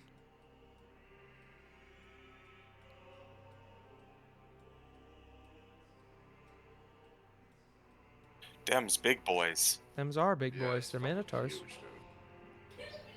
The one in the back of them, you determine to be Yaros as he speaks forth. Quite a large number of you Skull would be very disappointed to hear that this many snuck into his castle, as you are presented with Yaros, world shaman of the Daidojin. Oh, hell. The hell? Well, that man's about to commit a murder in the name of the planet. And as you guys are presented with the Daidojin, we're going to take a break. Oh, thank fuck, I need water. Oh, Okie doke. You guys found the secret room. Good job, let's y'all. go. Good job, y'all. Y'all could have missed that completely. Alrighty. Gamers, we will be back in just a few moments. And then, oh boy, is shit gonna go down. We'll be back in a little bit. And we return back to our session. Hey, guys. You are in one heck of a situation. Let me go ahead and change our music a little bit. I couldn't imagine why. Boggles the mind, dude. Ever wonder why we're here? One of my Sweet. great stories. Sweet dog bark reference. Hell yeah. As you guys Well, Alfredo. file out of the secret chamber, Dormir's treasure room, you are presented with a group of 6 Minotaurs, and in the back, what appears to be their leader, the world shaman, Yaros. The 5 Minotaur that have sort of taken up formation in front of Yaros, they are large, bulky. They're definitely built to fight. And they have some pretty nasty... The best way I can describe it is that it's the length of a sword, but it's almost like a toothed cleaver for a weapon. If anyone has seen the Blades of Chaos from God of War, it's built very similarly to that. They're swords. Terrifying. little bit. Eros kind of calls from the back. Not only do we have rebels here, we have what appears to be the prince himself, Cage Stoneheart. For what it's worth, my condolences to your father. The loss of your father, that is. Yeah, fucking. Thanks, so what? You're gonna kill us now? You're gonna capture us? Bloodshed is not on the high list of priorities for me. I would prefer you all surrender. I was about to ask you the exact same thing. Surrender? No, they surrendered to us. No. Freedom? For you? It's in the cards. One of Quite frankly. Minotaurs, this one here, kind of huffs. You dare speak to the world, shaman, that way? At ease, says Yaros. No strikes have been thrown yet, and hopefully there won't be a need for it. Well, allow me to give my humblest apologies. He does like a 45-degree bow. Please, sir, forgive our boldness. It has been an entire week and we forgot our manners.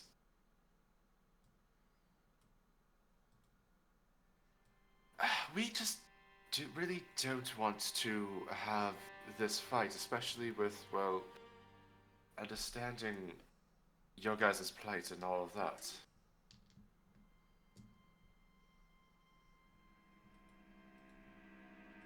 Yaros kind of cocks his head back a little bit.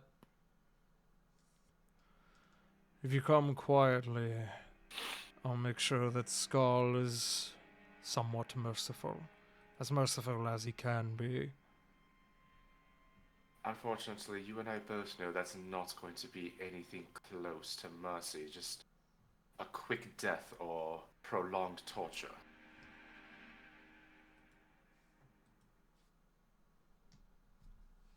He's quiet for a moment.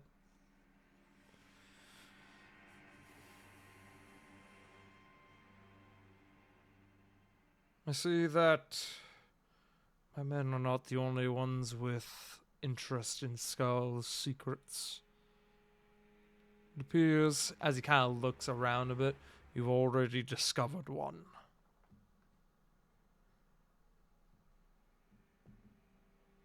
It wasn't hard to find. Well, I can't say that. It was difficult to say the least, but it wasn't particularly well hidden.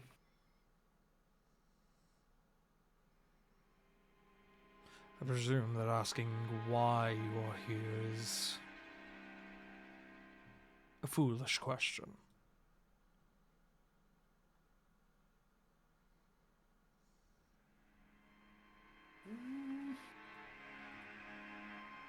I could, but keeping you guessing is definitely going to be the fun part of this. As he sort of huffs a bit.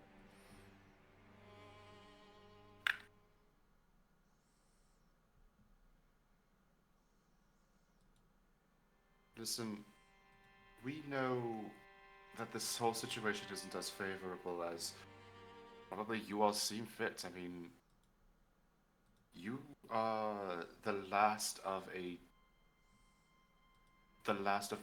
probably a generation and of an entire species, and yet you are serving a man who would rather sacrifice you than anything. Dedication requires sacrifice. Dedication to him is a means to an end. And if that means the end of your entire bloodline, your entire species on this earth? It won't come to that. I won't allow How it. do you know? He's a bloodmonger. I'm well aware as to what he is. Us siding the Daidojin side with Skull on the promise that shall be spared.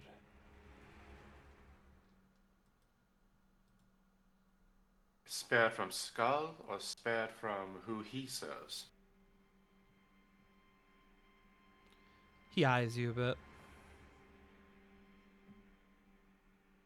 Skull serves no master. No, but he does play a decent enough distraction for people who are more powerful than he.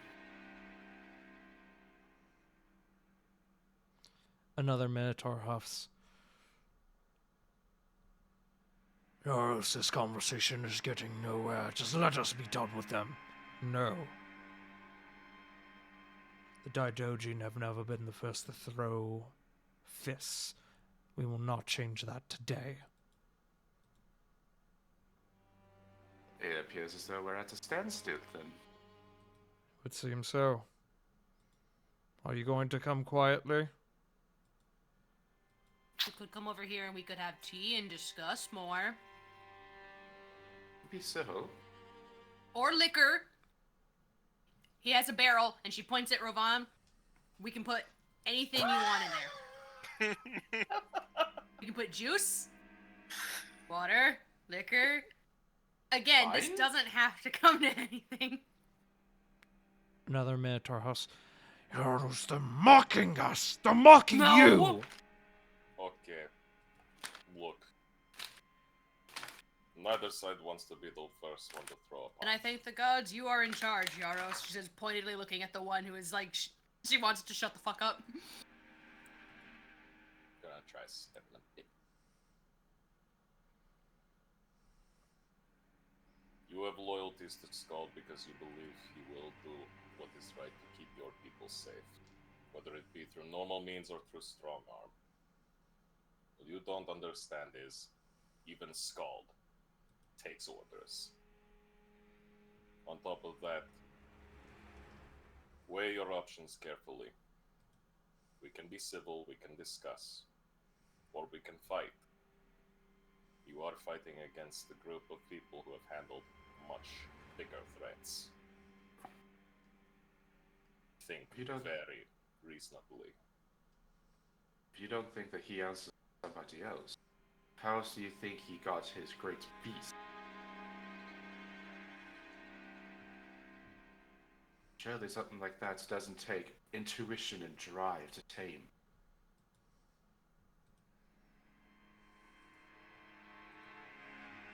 Yaros eyes you, Rovan.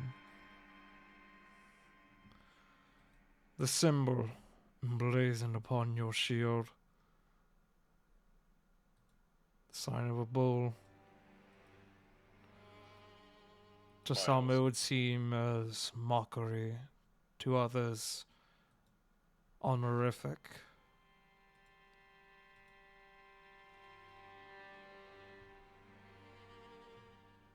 What does the bull mean to you, warrior? It is the sacred animal of my god. It is a symbol of strength. The strength to hold up the heavens itself. The ability to endure. And that when an obstacle is presented, it will be beaten down.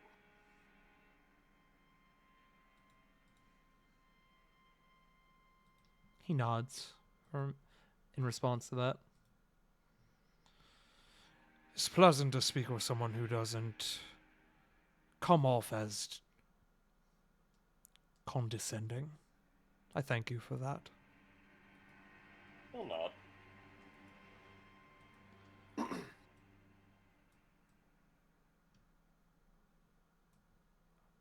I will not stop you should you seek to leave from whatever means you came, but I cannot allow you to progress further. Should you leave this location, we need not.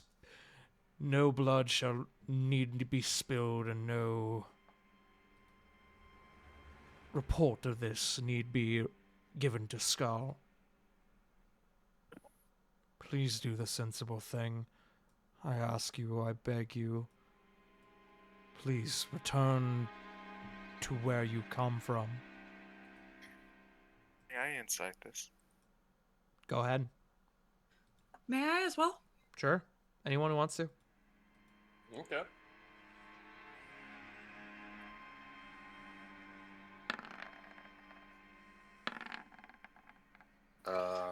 That should 19 have from been with Sarah. advantage. 14. Natural 20, 32. It's a 15 for flight. Also, let's go, Corvin. 13. That's a bad deception roll, buddy. It's clear that not only does he does not want to fight. He would prefer y'all just leave and just return back. He doesn't want to have to damn his own people, his own men, for the sake of a fight. But he also doesn't want to damn you because he seems to understand your cause, especially with Cage there. But more than that, it's because he knows he's outclassed. He knows this is a fight he can't win. He might put up a good fight, but he sees the caliber of the individuals that you are. He knows that Cage himself would not bring a bunch of goons to infiltrate the fucking castle. He's smarter than that. So he's taking a gamble and presuming that you guys are more than you present and that this is a fight he cannot win. He's calculating. He's processing. He's thinking. He's doing the calculations. He's doing the maths. He's debating on whether or not to say hit or quit. Unfortunately, we cannot leave. And that is where we stand.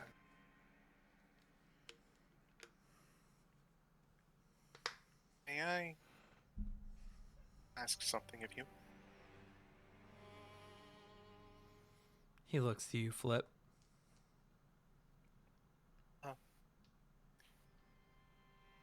We are making a lot of assumptions. And I can see that you are having a few thoughts of your own. Would you do this the honor of sharing your true thoughts?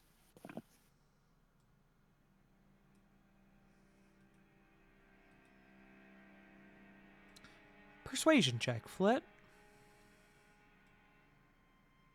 Can it be with advantage? Yeah, I'll say you get advantage from the combined efforts of the party. 16. That is performance, but I will allow it. It's the same roll anyways. That's what I figured. Yeah. Here, please do this as, fill in the blanks with this interpretive dance I'm doing.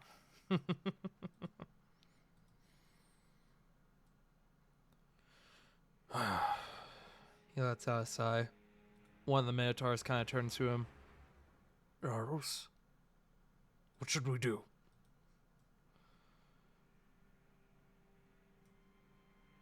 Yaros pauses for a moment. He thinks. I know you come here seeking a means to defeat Skull. I know you're here to investigate his secrets. Perhaps you found someone in that chamber there, but as far as I'm able to discern, I doubt even Skull knows that that chamber exists. No, you're here looking for something else. My guess is likely what we've been guarding. Whatever that may be.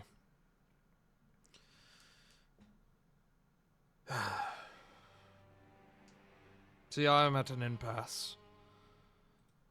Should I let you complete your mission? I have no guarantee that you'll defeat Skull and I endanger my people again. But I'm not a fool. I see that you all are, at the surface, likely formidable. I know that you all would not come here, so...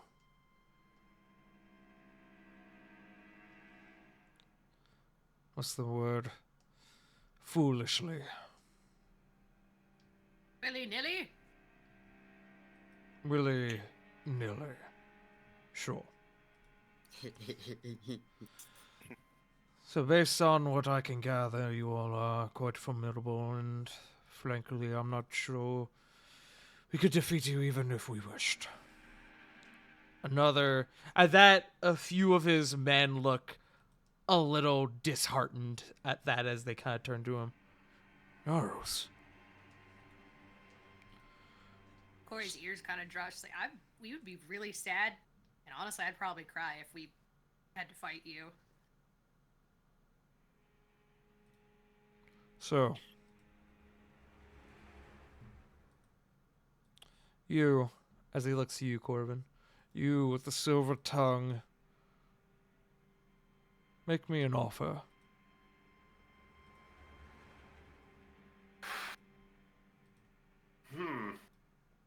Or rather, plead your case, if you will. Why are you here? What are you looking for?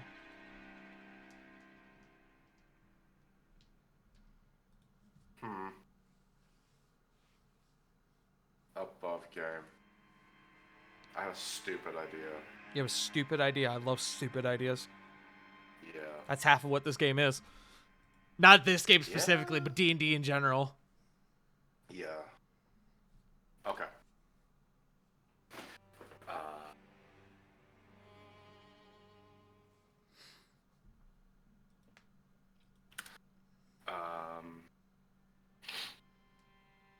He will kind of step forward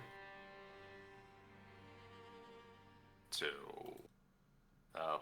put himself like not on the altar or anything, but like kind of like on the steps to show how pretty much show his openness. Corvin, as you kind of step forward, you notice that a few of these men before you, they've begun to lower their guard. You could get the jump on them, should you decide to. Here's what I can offer. I can offer a means of transport for you and your people to a, well, no pun intended, a haven of sorts. I can get you far away from all of this bloodshed and all of this strife.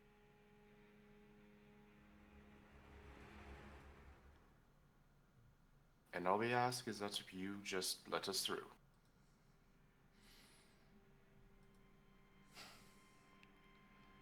Persuasion check. Make sure I'm on normal. Okay. Stupid. 26. He thinks for a moment. A tempting offer. Being granted passage out. For this man, I would see it, but I can't abandon the rest of my people. Here in Zorn, we have upwards of roughly 400. Men, women, children. Skull has brought them on here as one big hostage negotiation. I will admit it would take some time to get all 400 off of the continent. But it is something I am willing to try. He pauses for a moment. Answer me this.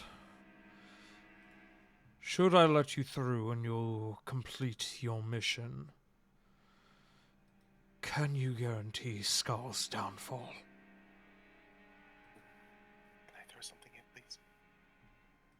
Sure.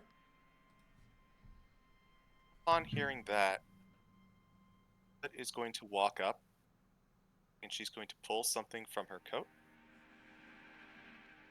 And she is going to pull out Avor's tooth.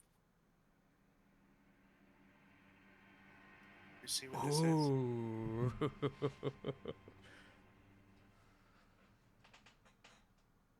The worm. Bavor, you're the ones who slayed him. Yep. Skull has had his suspicions about that. He thought it was unlikely that the rebels could get a one-up on him like that. His disappearance has been curious. He was left a little dumbstruck after we had our turn with him. May I roll insight to see if this is going in our favor or if he's just going to take this info and run back to Skull? Sure. Insight check. Vibe check. Anyone who wants to. Assist. Okay. Flit's gonna take him at his word. Still gonna Boy try. is concerned and we'll cry if we have to kill him. Corbin's So 19 for Sarah. skeptical. Please don't make me. 23. 26 for Vaughn. 24. Damn. Please don't make us do this, sir. Don't make us a McDonald's. We're the teary-eyed hamster just looking at him with weapons in our hands. Please don't make us do this. The words of Corvin and Flit, the genuine empathy that has been shown, and more specifically, the presentation of your power with the Tooth of Bavor. It does currently seem to be going in y'all's favor.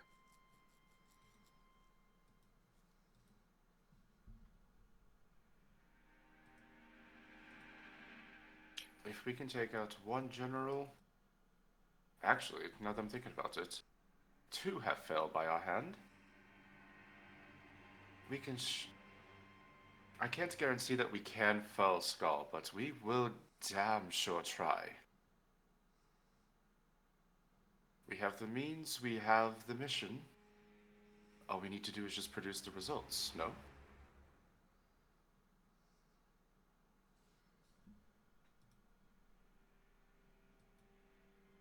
Corvin, make me one last persuasion check. Perception, go. Okay. Sorry, I'm paranoid that I left it on advantage for some reason. 28.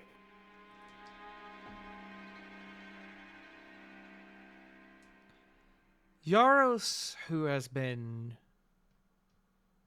standing behind this line of his men this entire time, finally steps forward, making his way past the men at his side, the men before him. And as he does, a few of them look a bit confused. Yaros. And as Yaros gets about here, as he's approaching you and Flit, the two of you feel this aura coming off of him. It's almost like an energy, almost like a breeze. It's emanating from him.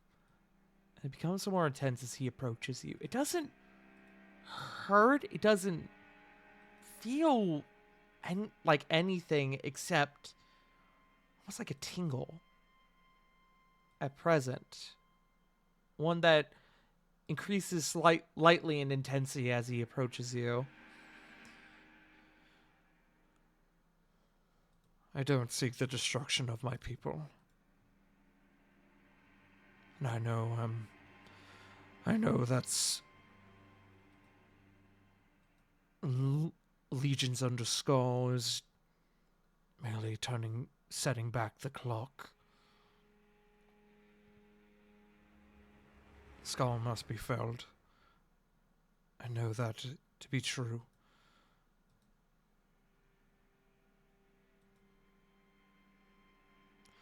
He sees the Daidojin as more bodies to throw in his war. He sees me as some power that he needs or wants. I've yet to determine. What I do know,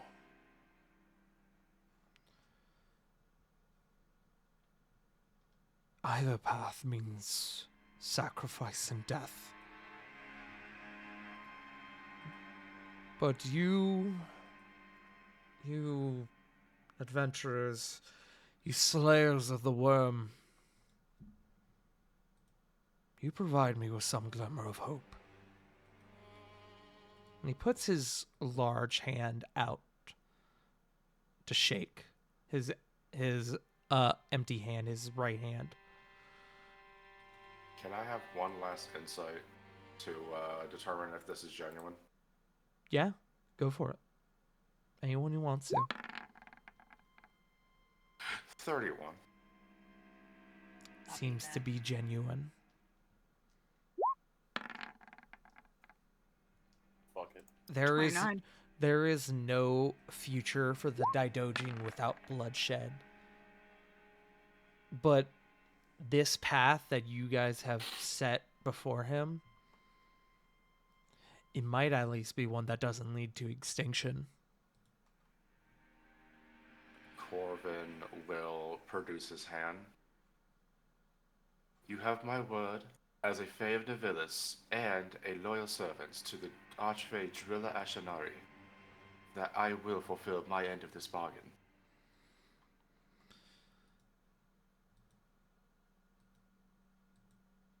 The Daidojin don't need a new home. Simply removing Skull from the throne would give us the peace to return back to where we see as home.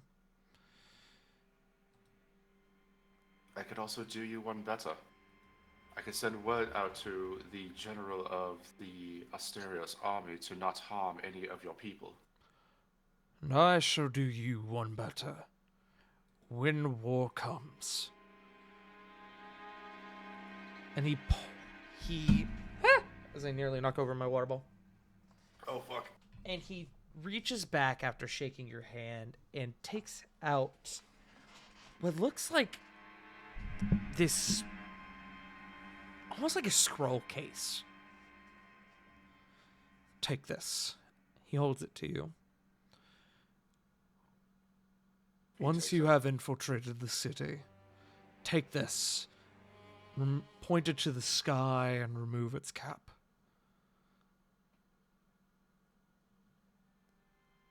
It is a signal. When that signal is when that signal goes off, the Daidojin will fight with you. As decreed by the world shaman. He will grab it, do a full, 90-degree bow. You honor us with your assistance. No. And he also takes a bow. You honor me with your empathy. And the second chance that you have provided us. I thank you. The chamber we've been guarding, there's a stairwell that goes down a floor. Whatever you're looking for is likely there. No one is permitted entry, none but a small number of individuals. One being Skull himself, another being a mage, one of blue complexion, and a gnomish man. Insight. Is that Elrock? Y'all don't need to insight that.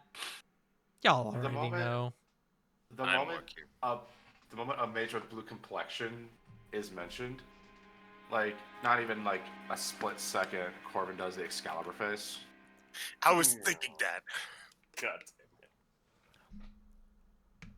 just ugh. Every few days, one, if not all of them, descend into that chamber where they remain for typically a few minutes before returning. However, I have seen the mage and the gnome remain within the chamber for some odd hours. What? I do not know what they have down there. Can you describe the gnome for us?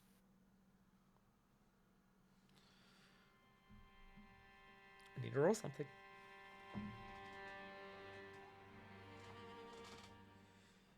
An older gnomish gentleman, white hair, a longer nose. He wears odd clothing. It's like pants, but the straps come up and hook to the shoulders. Overalls? This Overalls? doesn't sound like anyone. Do we know anyone who wears overalls? Does Nicholas wear Farmer's overalls? Know any farmers? Shh. He's got a generally disheveled complexion, disheveled. What's the word? Presentation. Small, thin build.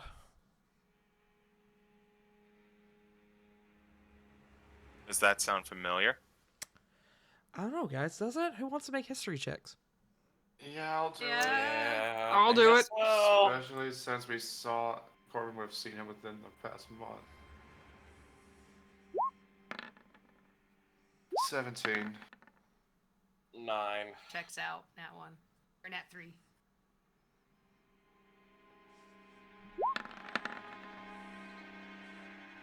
$19.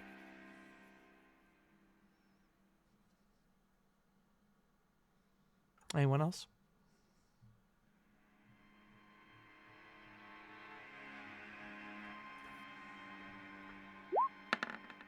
Wait. Oh. 10. Oh. Oh. Have another idea who it might be. I'm really hoping Yes, it's not Nicholas. I just had a fucking brain blast that I don't think it's Nicholas. Huh? I wanted to check my physical descriptions, but unfortunately I don't have my notes. The 17 and the 19. It sounds like it could be Nicholas, but that. No, ain't no way. Right? There are a lot of gnomes on this plane. I mean, overalls and white hair. I mean, that could be a number of people. But something about it's odd.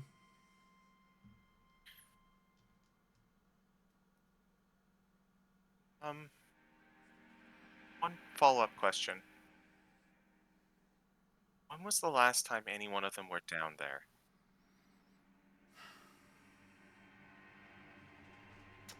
History check. Approximately 3 days ago. So they should probably be visiting sometime soon. Stands to reason. They typically do it once a week.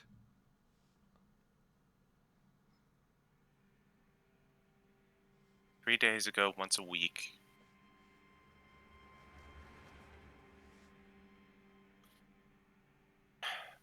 Might be dangerous. If we find what we're looking for down there, based on the individuals that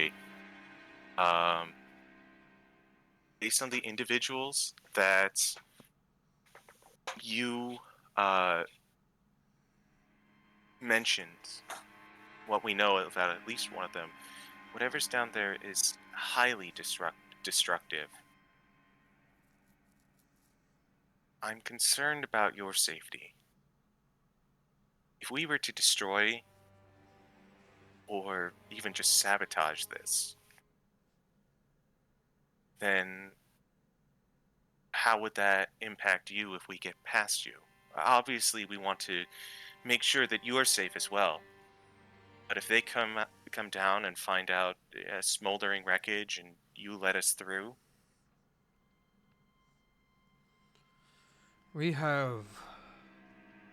I have a means of putting on a ruse. One that would suggest, rather than we letting you through, that you had managed to make your way through with force. And to that, he turns to his men. I ask you men if you trusted me. I ask if you still do. To which the 5 Minotaurs put their right hands across their chests, up near their heart.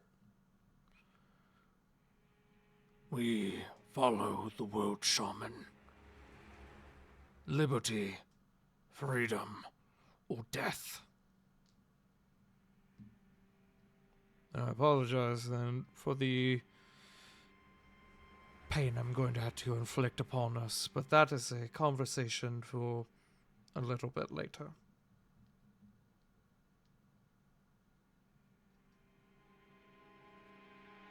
We will make. He turns back to you, Flip. We will take care of that, of those means. Do not fear for us. and I will trust in your wisdom.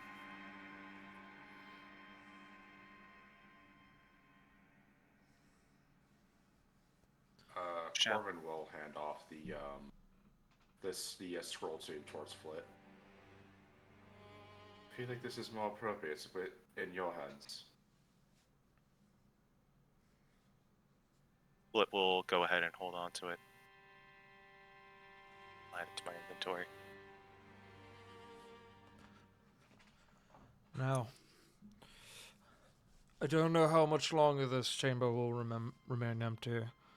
If you look to make your way, if you look to proceed forward, I suggest you do so quickly. Flip will nod. Then she will look back and look to the now open door. We didn't find anything in there, did we? With a slight grin. No, Couldn't say we did. I think not. As Yaros casts a spell, he waves his hand, and the stone wall seems to raise up from the floor, sealing the chamber once more.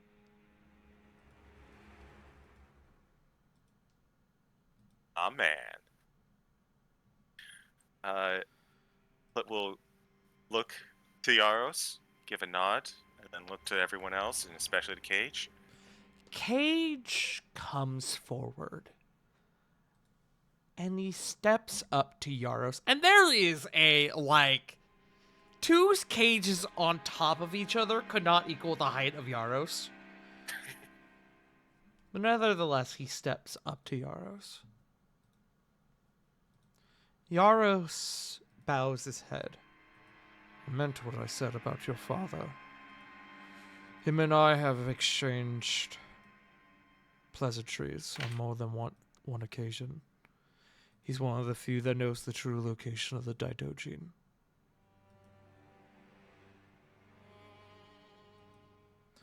Cage extends his hand. I will make sure with my life that the Daidojin remains safe in the eyes of my kingdom.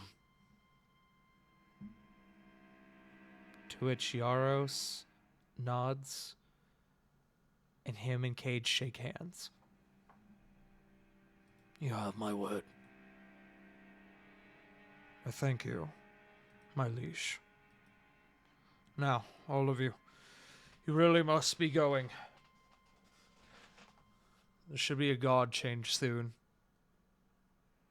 Some of them like to come down here to investigate. They don't trust us. So I suggest you move. We appreciate everything that you have presented.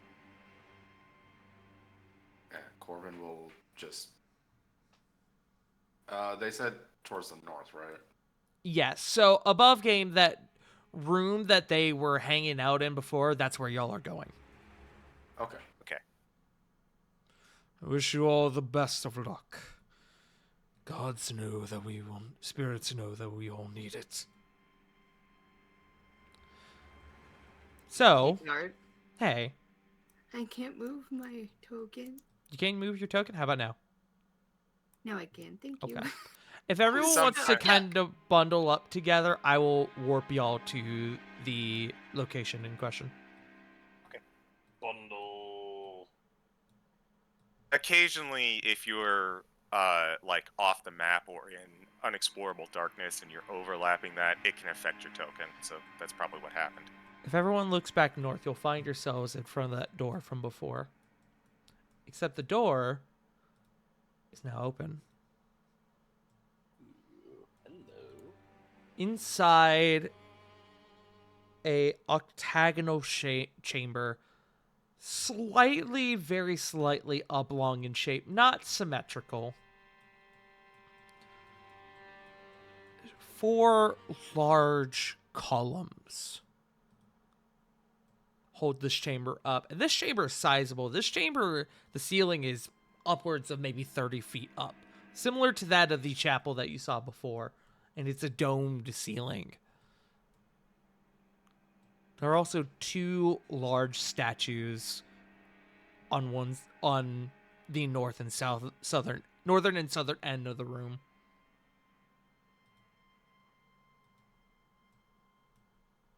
As well as a large staircase, spiral staircase heading downward.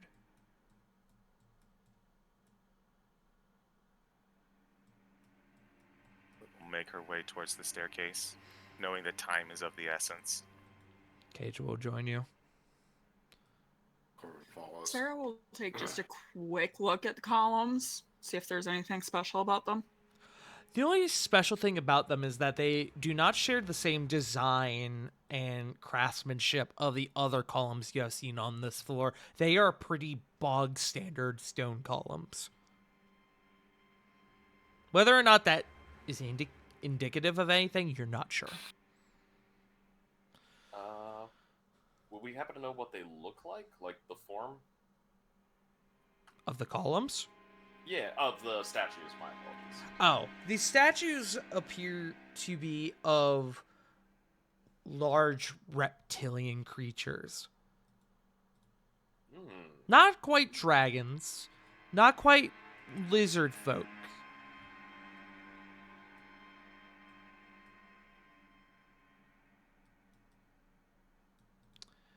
As you guys begin to congregate around this stairwell, Cage says to you all, I've never been down here. I don't know where this goes. I always said I would learn when I was ready. I don't know what we're going to find down here. With Talrock involved, neither do we. he takes a deep breath Let's fucking do it. as he takes out his dagger. And I'm going to shift us a bit. Ooh. Oh, It's the world! Whoa, Zawaldo! Zawarudo! Don't make me play the sound effects. it's my world, Give me a moment. my world. No, I want different. I want different. The world. Shining, shimmering, splendid. Where is the song that I... Tell me, Elrock, when did you start being a little shit? Wait, we think it's Lily's dad? Nah, it's just a We- suspicion that. I was about to pitifully had. say, "It's your dad." I don't want that Boogie, either. boogie, I boogie. think I It's might. just a Sorry. theory. I think I'm gonna go with the Game song we used theory. before. Rip. Thanks Ah, for Punk beat rolling. me to it. All I gotta say is rip. As you all descend, not the time, please and thank you. What?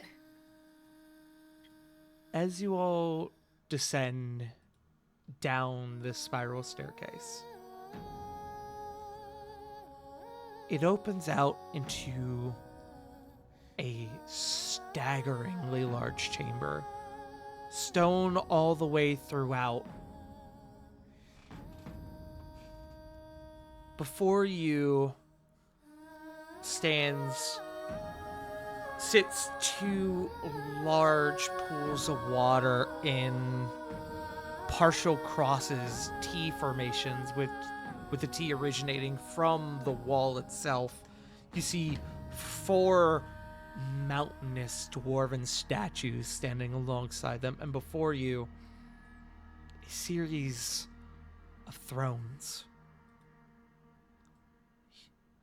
Stone thrones, each with a statue behind them.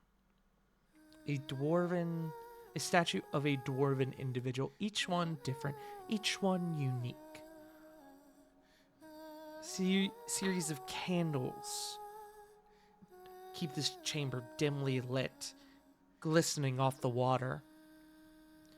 These candles are lit in a distinctive collection of 3 between each throne. At the end of these thrones, standing almost before them, is another throne, larger than the rest, with a dwarven statue behind it, which, as is the throne, larger than the rest. Towards the far back end of the chamber, a large staircase that doesn't admittedly go that high, but enters out into another room.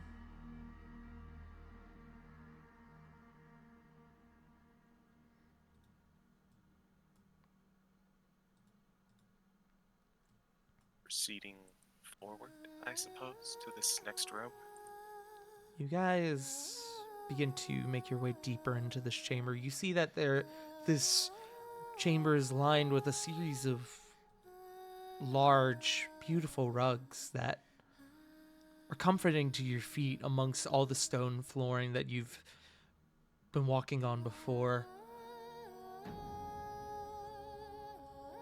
As you begin to take in the thrones, as you begin to take in the chamber, you notice that one throne is different from the others in 2 ways.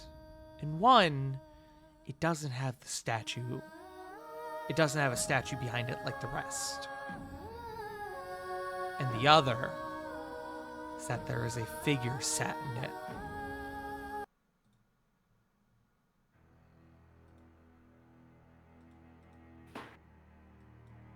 So you all begin to take acknowledgement of this figure. He's a dwarven man,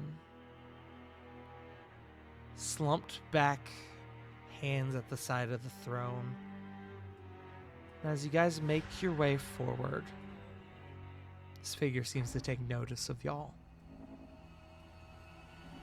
As he stands to his feet, at his side, 2 vicious looking axes, hand axes, and strapped to his back, a maul. He takes a few steps forward, centering himself about 10 feet in front of the largest throne. Cage nearly goes into shock. Duh.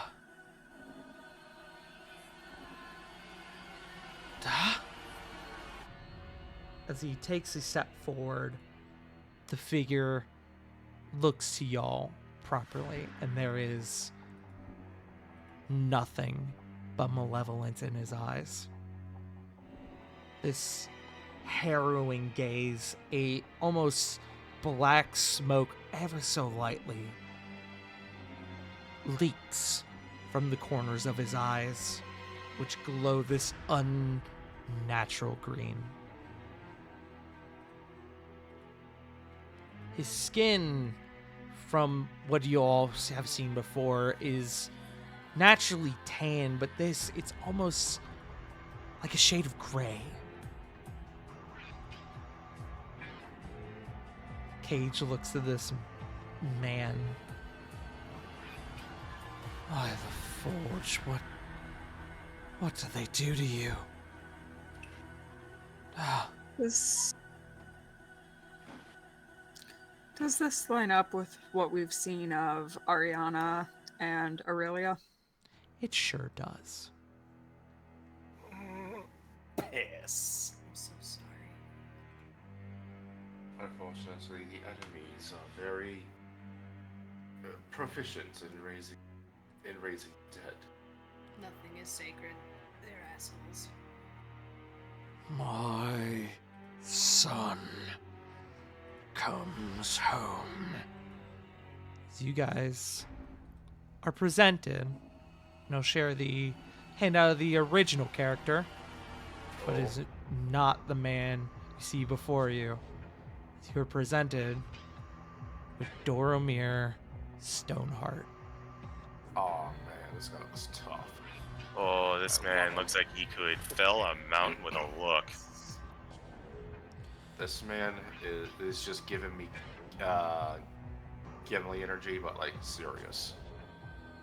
This man is the living book of grudges. Gimli's angry uncle. Cage. I'm getting. Cage is quiet for a moment.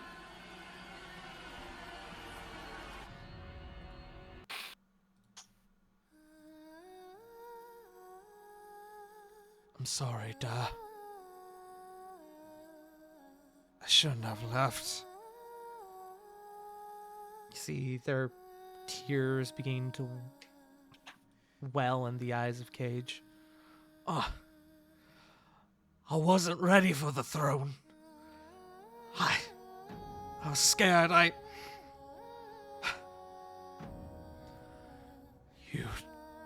You trusted me, and I fled like a coward. I could have saved you and Ma and the dogs and all of it. I let you down. I couldn't save you then, but I can save you now. I won't let you down again. I will make you proud. Then come. And I need everyone to roll initiative. Ah, fuck. Oh boy. Ah, piss. Oh, Jesus Christ. Okay. Ooh. Ooh. All the way down here. Yeah, you guys are quite a bit of distance away. Yep. This is a nice looking. 8. Please. Please. Please. 20. You reset it. Damn it, Ravon! You ruined everything! No. He's after you though. Let's fucking Yo! 20! I know I ruined everything. No, I want a different Oh, song. you mean he's before me? Oh, okay, never mind, we're good. He's after you. That's a 30 20 per split. initiative. Oh, you're What's a right, he has roller a coaster 3 of with his aura, emotions? yeah? Mm-hmm. That No. is That's a lot of That's only for initiative. saves. That's only for Oh. saves. Damn it, Rovon. Sorry, I'm trying to find the song Wait, that I no, want. you're Oh, I'm in the still- wrong playlist, that's why. You're still It before us, goes- so it's still me and Corbin, right? Yeah. Yeah! Never mind, you're But back. you don't back, like- baby. You're You don't forgiven, like Rovon, being you're back, first, baby. Trevor. No, I'll go with what I had before. I don't even know where to begin. You're okay. Just stay right there. You're fine. Okay, you go fight him. Initiative. Give me one moment. Wait, what? No. I've already rolled for the NPCs involved in this fight as well as Dormir. So let me get my list together. Okay. Oh, no, I didn't roll for that. Oh, no, I did. Okay, we're fine.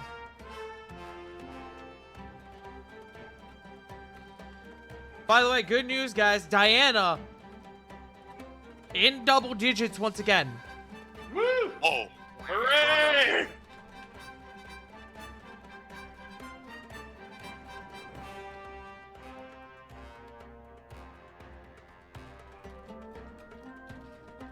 All right. Sorry, I'm just looking at my shit. Okay, so at the top we have Lily. We have with a big old 30. Jesus Christ. Is that her first 30 on initiative? I think so.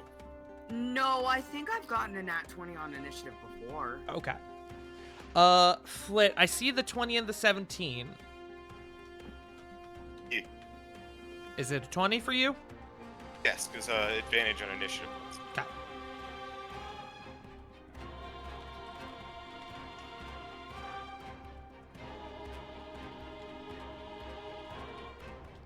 Let's see. I then have not great initiatives from some of y'all. Thanks. I see Corvin with the 8, sorry. Yeah. I see Corey with the 5. Rovan leading the bottom of initiative. Where's my wife? Your wife is at a 14. Your wife is in Nice. double digits. I'm going to give y'all initiative yeah. here in a moment. No, you're fine. Thank I just you. didn't remember. Game. Like, I'm a big guy with, you know, like, meh.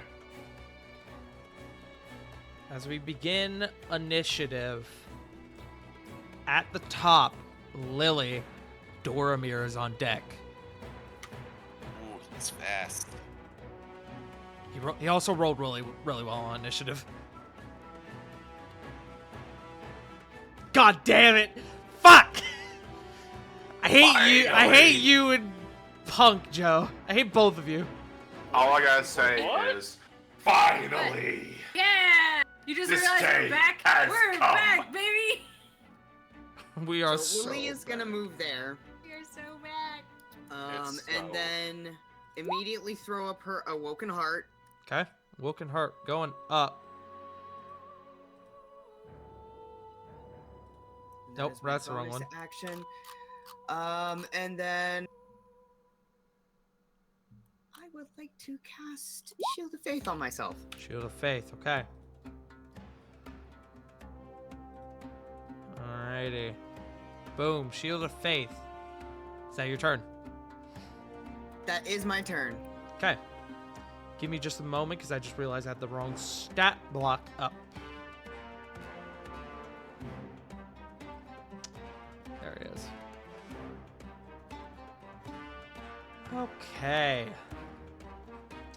I appear to have 2 of these. Oh, that's right, because I had to go back and fix something.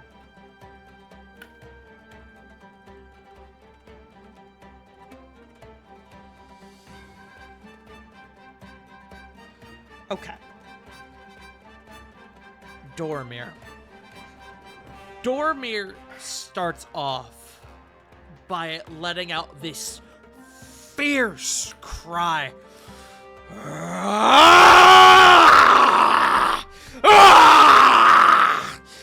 As he is going to go into a rage. Yeah. Fuck. Ah, fuck, he's going Super Saiyan.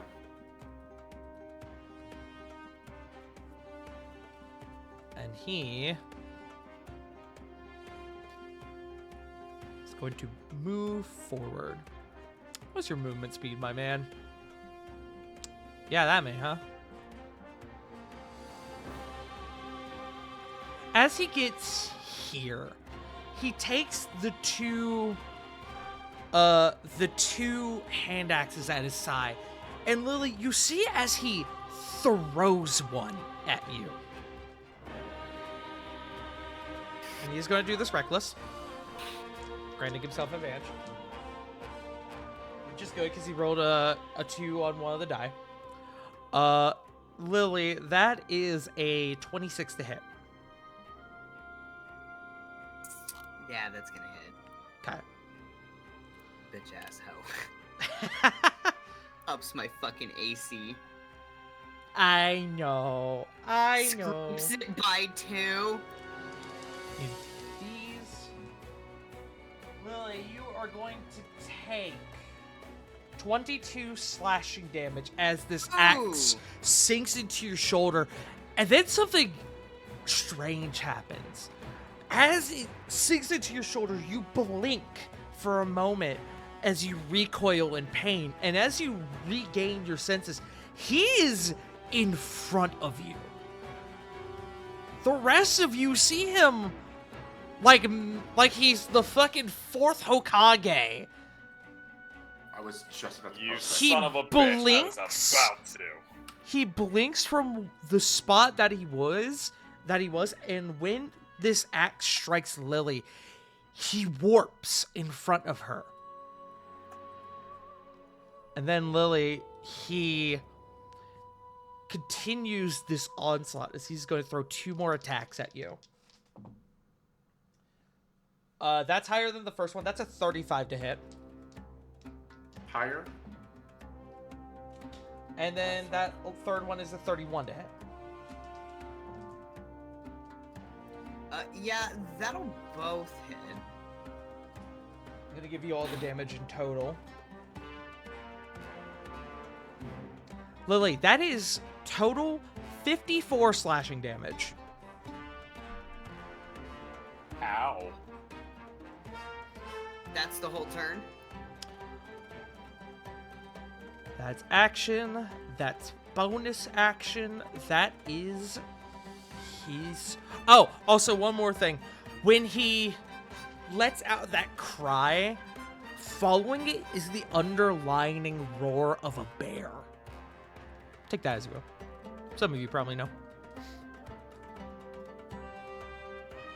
But yes, that is his turn. Up next, Sarah. That's All right. mean, by the way. Oh, Sarah? it gets worse. Sarah is going to give her bonus action to give Raven the command to attack. So, 40 feet, Raven will do her maul attack. Mm-hmm. Or does she have to go after I do? We'll say she goes after you. Okay. So you grant her your bonus action. You will do... Yeah, we recently found out that we were doing this incorrectly, which is fine. So you'll use your bonus action. You'll grant her whatever. You'll take the rest of your turn, and then we'll go to her. All right. So we'll just do her movement for now, and then we'll go back to what she does. That's fine. If I'm right here and I fire, I hit, like I go across where this throne is that going to obstruct anything? What do you mean? Oh, the statue will, the throne will not. Which the statue is not in your way, so no, you have a line of sight on him. Okay, perfect. So I only used bonus action for her. That gives me my 2 shots with Wind Needle, correct? Mm-hmm. All right, we're gonna take them. Okay, go for it. Roll them bodes. Yeah, I'm good to do it. He's not aligned with Lily. We're good.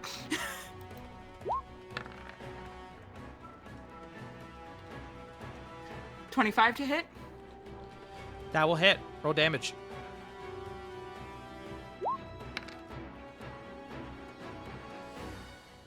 $14, and that will trigger your sneak attack as Lily is within 5 feet.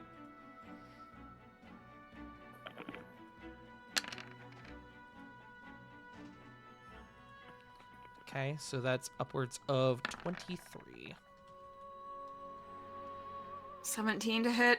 17 will not hit as the first shot sinks into his shoulder and he looks at you and he like a vicious animal. And as the second shot rings out, he takes his axe and he swipes it out of the air. Okay, that's fine. So 23 Well- damage on that first one. And then Against- Raven's Maul.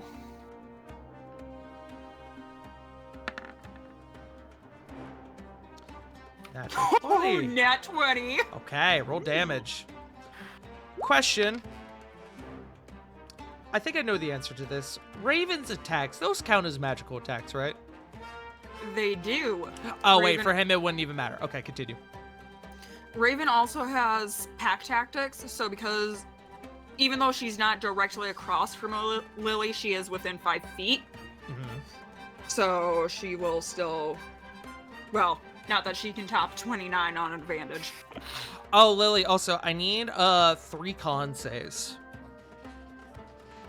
for your I Shield of see. Faith.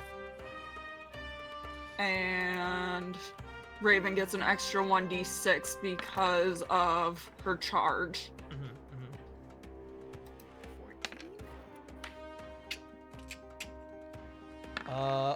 14. I believe 14 passes the first one. 23 passes the second. Try to recall what the first damage I threw at you was. I think the Like 14. 23. Yeah, I think the 14 Yeah. passes. So that's gonna be 21 damage altogether from Raven. And Okay. that's my turn. Then I got a 23 and a 20. Okay, your Shield of Faith stays up. Sarah, as Raven bites into Dormir, Dormir speaks out in Dwarvish. And I don't know if anyone knows Dwarvish. I don't believe so. Has it been 10 minutes? It has. Helm, but that's Okay. about it. He yells something in Dwarvish, and he's going to spend his reaction to make an attack on Raven. Using his little retaliation feature. Also, a reminder, because he did Reckless, all attacks do have advantage against him at present. Oh. I believe a 30 is going to hit Raven, right? Yes, it will. Raven is going to take 24 slashing damage.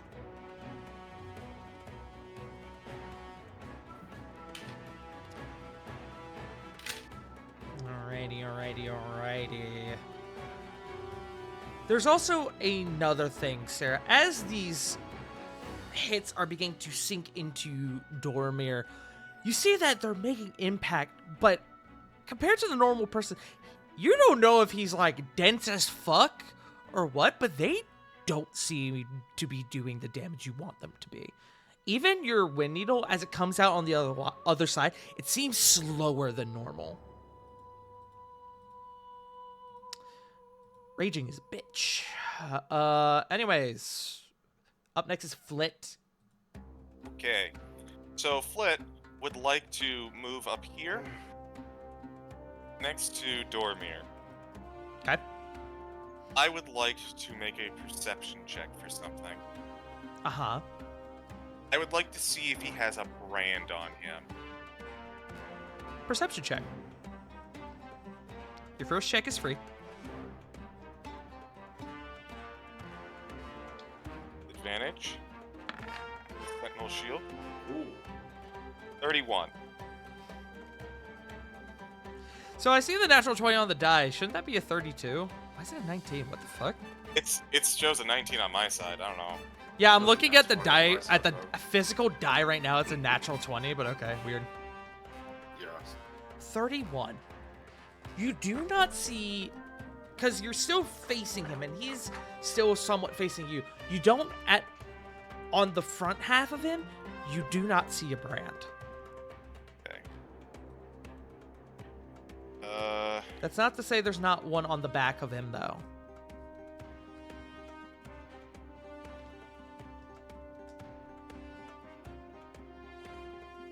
Well, I would like to pull up giant crocodile stats, but it looks like every site I'm checking decided to have an aneurysm, so I'm not going to hold I'm not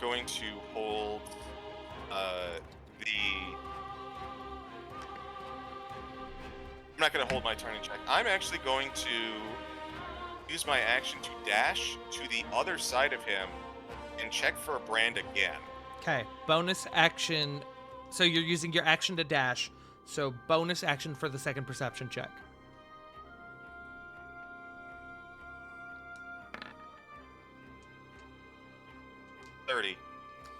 Flit.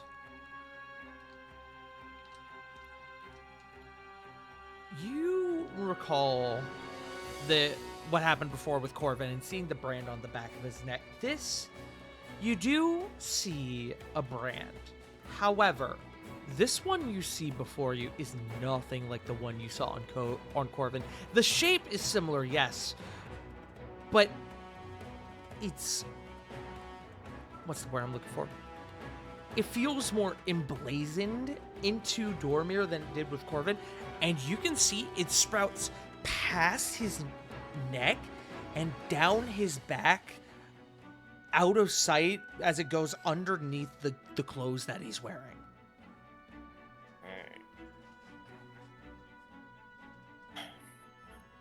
Flit's gonna go out, going to shout to everyone. He's branded, and I think in multiple places. And that is everything I've got. Okay. Brace for impact! Okay. Legendary action. Begin. As he is going to turn and he is going to make an attack on you, Flit. Up. That is a 35 to hit. Yeah, I take 35 damage. Oh, wait. Sorry? Sorry, that's just me rolling. You are going to take 20 slashing damage. Okay. Ow, but I'm still up. Yes. I just also realized something I'm going to have to fix later, but that's fine. That's a problem for later. All right. Up next, something interesting happens. As we get to initiative 20, Dormir calls out, Spirits, guardians of this place, cull the intruders. as the 4 statues stationed around this chamber begin to move and set their sights on your group.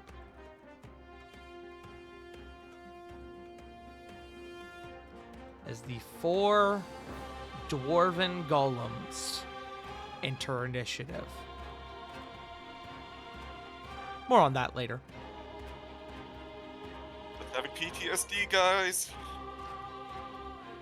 Up next, Diana,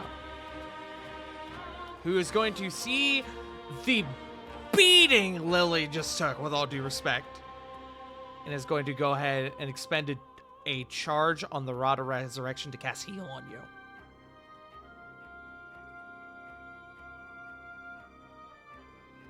So that's immediately 70 hit points back, Lily. Less. No, heal. You were like 2 seconds away from. I was about to say the exact same joke. She is going to move back here. She's actually going to go right here. And that's going to quickly be her turn. Dormir is going to use another legendary action, seeing that you just got healed, Lily, and is going to make another attack on you.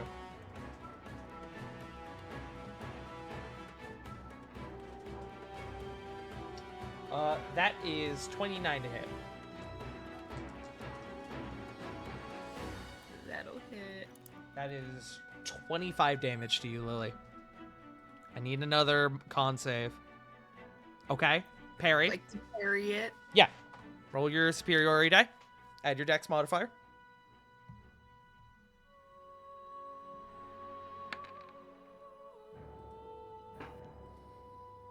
So that's 8. Okay, so 25 down to 17 damage. I do still need the con save for Shield of Faith.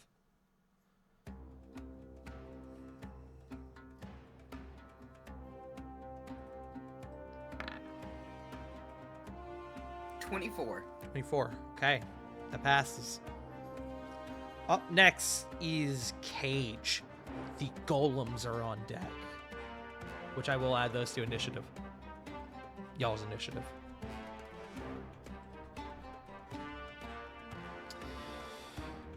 Okay. Well, I kind of have most of my NPCs all next up together, so that's nice for me. Cage is going to run up. Coming right here, across from you, Flip. And I just realized that I closed the sheet on accident. There we go. I don't want to do this! He is going to make an attack with advantage, using his new sweet flaming dagger. That is... has 22 to hit. That will hit. Let me see. How much is this again? Right, okay. So...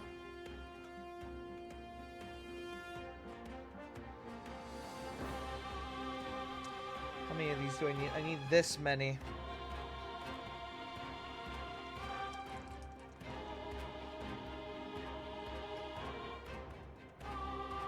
Okay, that is...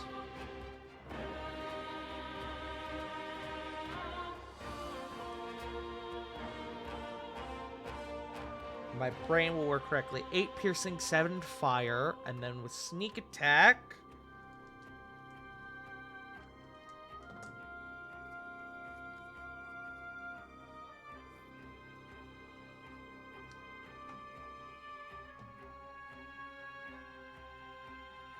sorry, I'm just doing mental math. So that is then an additional 18 on the sneak attack, bringing his total to, God, 43. Jesus.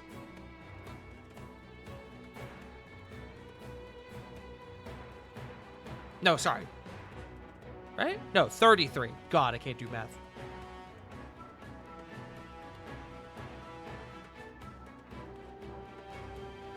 Oh, now I'm second guessing myself. I'm gonna just, for the sake of brevity, I'm just gonna go down the middle and call it 36. So we will do... he will instead take that much. Smile. As he sinks his dagger into his dad's shoulder and goes, I never could beat you one-on-one, but I'm not alone this time, am I? He's gonna make another attack. With advantage, that will also hit.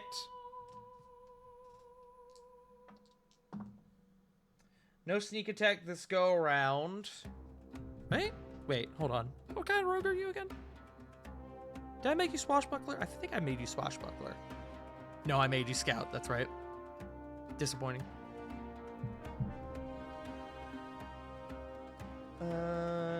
So that is 7 fire again.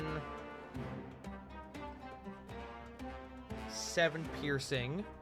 Perfect. That, as he sinks his dagger into his own father again, that will be Cage's turn. Dormir is going to take exception to that. Strike back at Cage. Except you don't see... oh no, he can't do that. Never mind. Ignore me. He is just going to make a strike with his axe. Oh, that's a natural 20. Okay. Oh boy. Alright, let me get these out.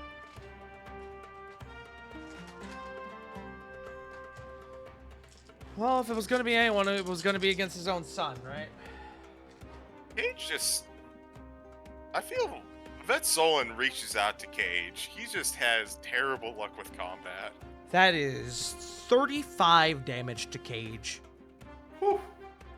As Dormir grabs him by his leather gambeson and headbutts him. Cage stumbles back, and as he's stumbling, Dormir takes his axe and cuts across the chest, piercing through the leather gambeson.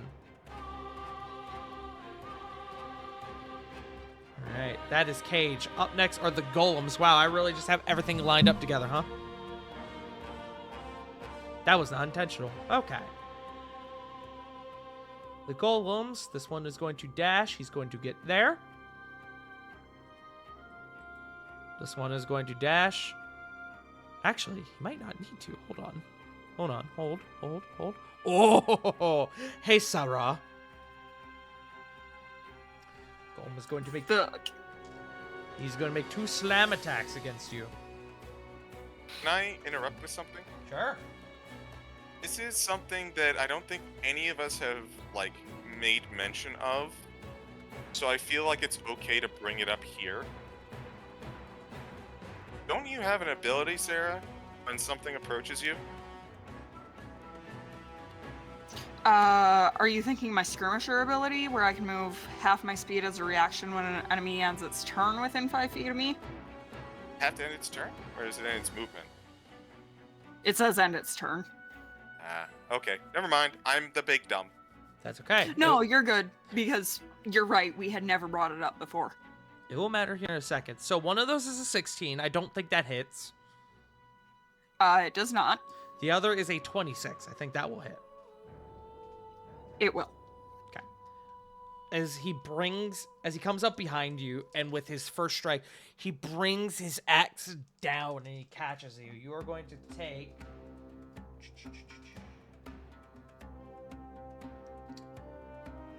Damn, that was kind of nasty. And I love it. You're going to take 25 bludgeoning damage. Yeah. Oh, shit. Hold on. Oh, I can only do one or the other. Shit. Ooh, unfortunate. Not my problem. I'll let you decide what you're going to do there. But I do need How much damage did you say? 25. We're gonna go with the skirmisher. Okay. He will end his turn after that attack. So if you want to move, now's the time to do it.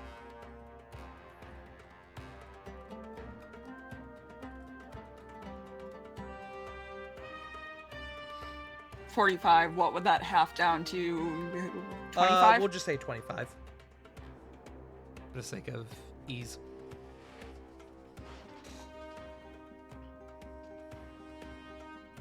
Okay. These other ones are going to come here, and they have to step down into the water. And you see that they really sink down when they hit the water. Given their size, you guys can estimate that this water is probably 20-ish feet deep, give or take. They have to dash to not only get through the difficult terrain that is the water, or at least for them, it's difficult terrain, but get out. And they both end their turns there. That is the golems. Up next, Corvin. Corey, you're on deck. This is a pickle. This is a pickle. What the fuck do I do?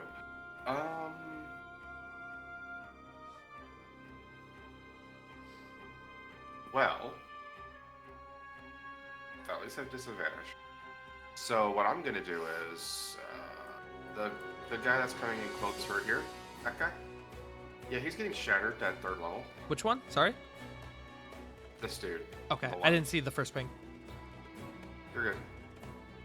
So yeah, I'm shattering him, and I assume he's a construct or inorganic, so it's disadvantage on the save. I'm so sorry about that damage. Oh my god. It's okay. He does fail, though. I don't think he's... Hold on, I have to check something. Okay, he's not vulnerable to the damage. Good to know. Because they know some constructs can be. Okay. Yeah. But let's as see you here. send that shatter outwards, it seems to rumble him. You see small chunks of stone kind of chip off of him as he seems to stagger in place. Okay, 5, 10, 15, 20, 25, 30. Gonna move that way. And then use my bonus action to face step.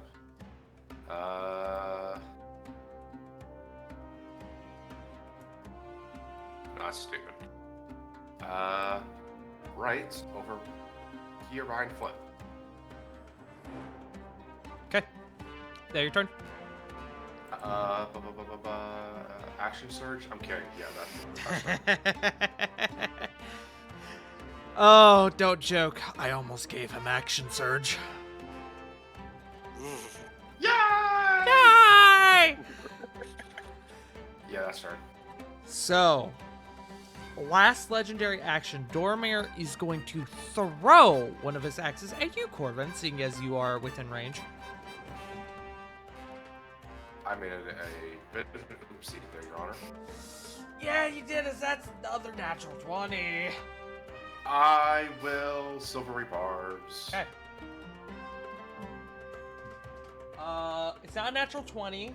That is still a 34 to hit, though. That's like more than double my AC. Yeah. Sure is, buddy. You are going to take 25 slashing damage, and one of his gore splitters is embedded in your shoulder.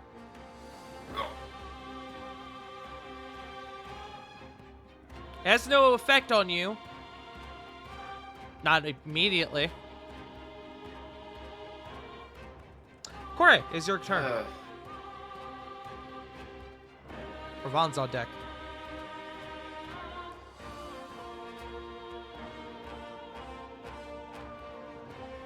Corey? Hold on. Oh. This is hard, remember, because my thing zooms in when I'm in the game window. Hold on. Oh, yeah, you're right. Continue. Proceed. Faster! No, I'm just kidding. No! Sorry, for my turn, I will be off the push stop, but just for my turn, I'll put it back on. Give me just a second. Yeah, you're good. You're good. And I'll just mute as I need.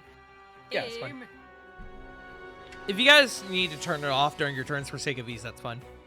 What is this? It's water. So it seems to be, at present, based on what y'all saw with the two that crossed it, a give or take 60-foot deep pool of water on each side.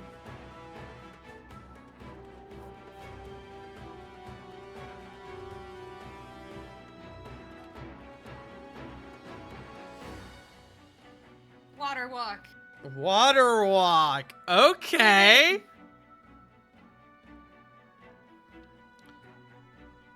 I'm into it. Okay, you cast Water Walk on yourself. Let me give you... What do I give you for this? And my I'll give you that. friends? Oh, that's everybody. Oh, that Everybody. is everybody. And it's not concentration. That's dope. Damn, I've been sleeping on that spell. Okay. Everyone, you feel Kore's energy go out. And you can now walk on fucking water. You know what? It is his day. So, I mean, somebody had to do it, right? It's the day of the trans. It's Gabumon's day. Say your turn, Poke. You still have a bonus action, I believe.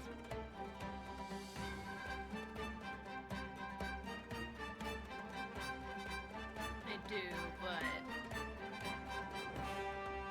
Shillalaw just in case. On her staff. Okay. Go ahead and throw that up for me. I don't remember if that requires concentration or not. Doesn't. Great. And Oh, that was my wait. turn. Hold on. Does that cantrip require a minute to cast? No. No, it doesn't. no. Okay. Duration is 1 minute. Okay, sorry. I saw okay. casting time 1 I minute haven't bonus done action. I was like, wait, what the fuck? That would be fucked up if it was. Yeah, that would immediately make that not worth taking literally ever. Okay. Yeah. Duration. I'll put it there. Okay. Is that your turn? Yes. Up next, Rovan. End of initiative. Bottom of initiative, rather. Rovan at the bottom of initiative on a very rare occasion. It's bound to happen. Going to bonus actions. Rakiri's Storm Guardian, but give it to Diana. Give the guardian spirit to Diana. She will always very much appreciate that. Free +2 to her AC. She has advantage on concentration checks, and the next attack that hits her gets reduced by a d6 on damage. I love that for her. And going to use my movement. 5, 10, 25, 30. Gonna go hit Papa. Hit Papa that way. Okay. You said he reckless, correct? He did reckless, so you have advantage. Cool. All attacks will be made with Divine Smite, Okay. but we'll be using it with Tempest Bane, two-handed. Interesting. Okay. First attack. Dirty 20. That does not hit. Hmm. As you go to stab forward and he, seeing you coming, he locks his axes up with your spear and kind of twists your grip a bit, causing it to collide into the floor next to him. Second attack, same as the first. 28. That will hit. First part. 12 lightning. And I will expend... I have a question to ask before I expend it. Uh-huh. He is undead, yes? I don't know. Maybe. The only reason I'm asking is because I will expend a 4th level spell slot.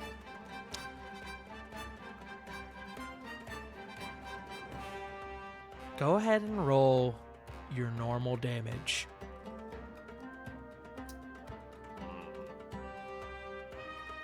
Alright. That'll be... He is 5 not damage. undead. Oh! And a surprise twist of fate. The man brought back from the dead, not undead. Second 5d8. 21 radiant damage. Okay. So, first thing, you stab him with your spear, and you know you got him, but he, barely reacts. And he looks at you, and he grabs your spear with his current free hand, and he begins to pull it out of him. And then that surge of radiant magic pulses through. I see him, stagger momentarily. It seems to do more than the lightning did.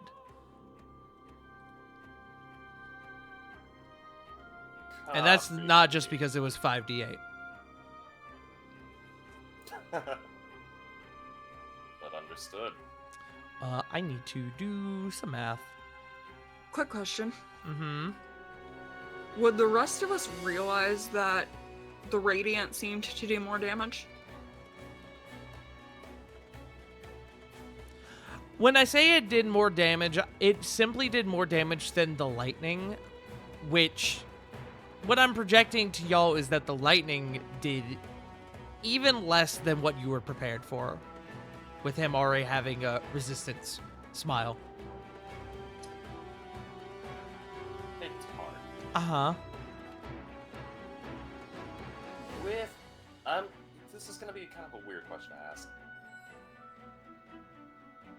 Seeing the radiant damage done onto him,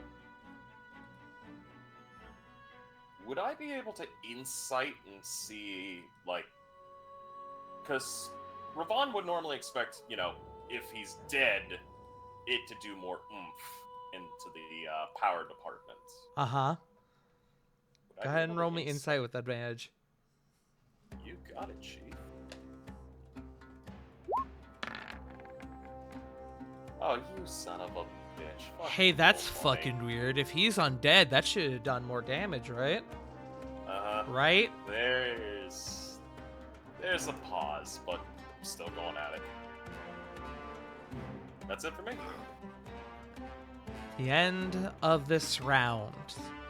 The stage is set as the party comes to face Doramir Stoneheart, the long lost son, or the long lost king, having been defeated by Skull Worldfang. As the stage is set and as combat begins once more, that's where we are going to end our session for tonight. Woo! Good sash. Oh boy, remember when I said I was excited for tonight? Also, Nero Napier, thank you for the raid of 18 peoples. I hope you all had fun over with the Nightmares We Undo. Sniffa. Yes. Nerds. You had 2 raids. I had 2 raids. Oh, I didn't Yeah, see you the ghost raid earlier. Yeah. Yeah. Also, I need to go back because I don't know why sound alerts triggered when it's not on that screen. I thought somebody played it in the Discord, and that's why I was like on the soundboard, and that's why I was like, "Hey, can we not, please?" During this very serious moment. Yeah, I got nothing. But yes, thank you very much for the raids, friends. I appreciate y'all. Let's go ahead and send it around the table. Let's go ahead and start with the person who had the last turn in initiative. Let's go in initiative order, but backwards. Let's start with Jay Frost. Hi everyone. Twitch, Twitter, JFrost747. Find me here every Sunday, every other Tuesday for War of the Shattered Sun, and of course our Rascals from Ravnica campaign. You can also find me on Saturdays at twitch.tv/burnupon for our Save by the Spell campaign. Streaming's going to be a little bit wonky due to real life obligations and everything else, but hopefully we should be back with some more Pokemon Emerald Nuzlocke. That's it for me. Okay. Up next would be, I believe, Punk. Hello. I play Ray Hawkore. You all can find me on Twitch, Blue Sky, Instagram, sometimes TikTok at Punkyard Dog. Corvin. We're fucking back, baby. We are so back. It has been months since Corey and Corbin have been on the exact, back-to-back initiative, and it feels so good. And it feels so good. When I'm not feeling like death, I would like everyone to go to the YouTube and like this video. Also, subscribe to the Farting Tart YouTube channel because, trust me, you want to watch his videos that he posts, especially the VODs for these sessions. I do often post the stream VODs up on there, including the VODs for this channel. Hell for this game. Yeah. Hell yeah, boy. Anyway, also go ahead and ring the bell on YouTube so you can be alerted whenever a VOD goes up. Because trust me, again, I can't emphasize this enough. You want to watch this. I will go die now. Jesus. Bro, I feel like ass. I'm like... Joe did, before the game, was like, hey, just so y'all know, I do have a migraine and I am dying. I may or may not be there. I got a migraine. The back of my throat hurts. I am not having a good day. I've been in a coughing fit all session, so... Sorry, buddy. Now you may rest. It should be better by next... Huge. God, I hope so. Concerts to go to. Up next is CG. Hello, I'm CG. You can find me nowhere because I don't much care for social media. And you can find me even more nowhere because my computer exploded. Hopefully that will be fixed tomorrow and I will be back to a full rig. But you could also not find me on twitch.tv/burnoffbond for Save by the Spell, our strict saving campaign, wherein we finally got back from a field trip. I'm a single father now. Oh, no. Yeah. I went overseas and I brought back a baby. Huge. You can also The other find dad me ones. every other Tuesday on this very channel for Rascals and Ravnica, which I believe we have an on week this week. Yes, that is this week. Wherein we have defeated, in quotes, my personal nemesis and loan shark, and we're gonna deal with the fallout from that. And you can also find me here, of course, every single Sunday for War of the Shattered Sun. And that's it for me. Yes, yes, yes. Up next is Sarah. They can't really find me anywhere as I don't really stream anymore. But what they can do is they can go check out the lovely Coffee Bean Kozguk, give her a follow, show her your support, tell her how much she's loved, and maybe check out what she has going for charity at the moment. And I believe that just leaves River.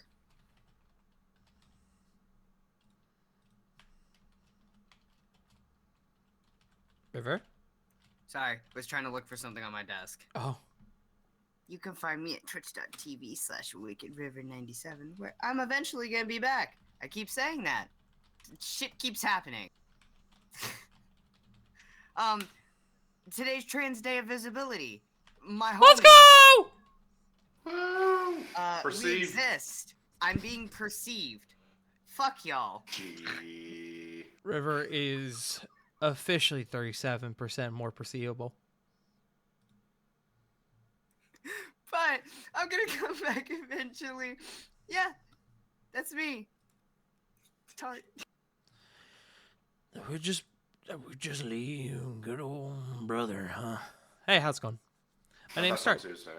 Tuesday. Brother. It is an odd week. Hey, how's it going? My name's Tart. I do D&D. I do variety games. I'm the resident Doge tuber. I host and run this game every Sunday at twitch.tv/fartingtart. Tomorrow we're going to be finishing up Halo 3 with the boys, the Brawl Kaiser, the Sithicos, and the Sage of the Omni Geeks. Tuesday is Rascals and Ravnica. Wednesday is Too Many Types with Bev. Thursday, I don't know yet. Maybe nothing Thursday. Probably nothing's Thursday. We'll find out. We'll see. Friday should be the end of Gears of War 2 with Johnny. And then Saturday, I'm hoping I can do some more Pokemon. Or maybe I'll do Pokemon Thursday if I can't do it Saturday. I don't know. I'm kind of playing it by ear. And then, of course, we do this game every Sunday at 7:30 p.m. Eastern Standard Time. You can also follow the YouTube channel, the TikTok, the Twitters. I'd use those things, Blue Skies, etc. But yeah. That's me. We need to find someone to raid. I don't know who's live still. I got Brawl. Is it Brawl? And I think. Brawl Ooh, and Helix. Brawl, Yeah, I was gonna say Bracky, Helix. I feel I like hear I'm kind of leaning Helix towards sucks. Helix. Yeah, Helix doesn't. I think he and Wiley shifted their randomizer runs on Sundays now. Oh. It's a twofer. I see. 2-for-1. Yeah, we can raid Helix. We don't get to raid Helix all that often. Hey. I have to sneeze! Don't do it. Gesundheit. Don't. Watermelon. Hey. Or go show us Helix and love. Let them know who sent you. We will be back next week with another episode of War of the Shattered Sun, where, oh boy, this is one hell of an encounter I have thrown at this party. Hey, you want a late game boss? Nice. Do you want a late game boss with 4 stone golems at his side? Ha ha ha. Anyways. Yeah. Remember, as always, Black Lives Matter, trans rights are human rights, especially on this finest day of days, being Trans Visibility Day. And most importantly, no one's told you today, you're loved, you are valid, and you fucking matter. We love you all, and we'll see you all next time. Bye-bye! Say Bye. Adios.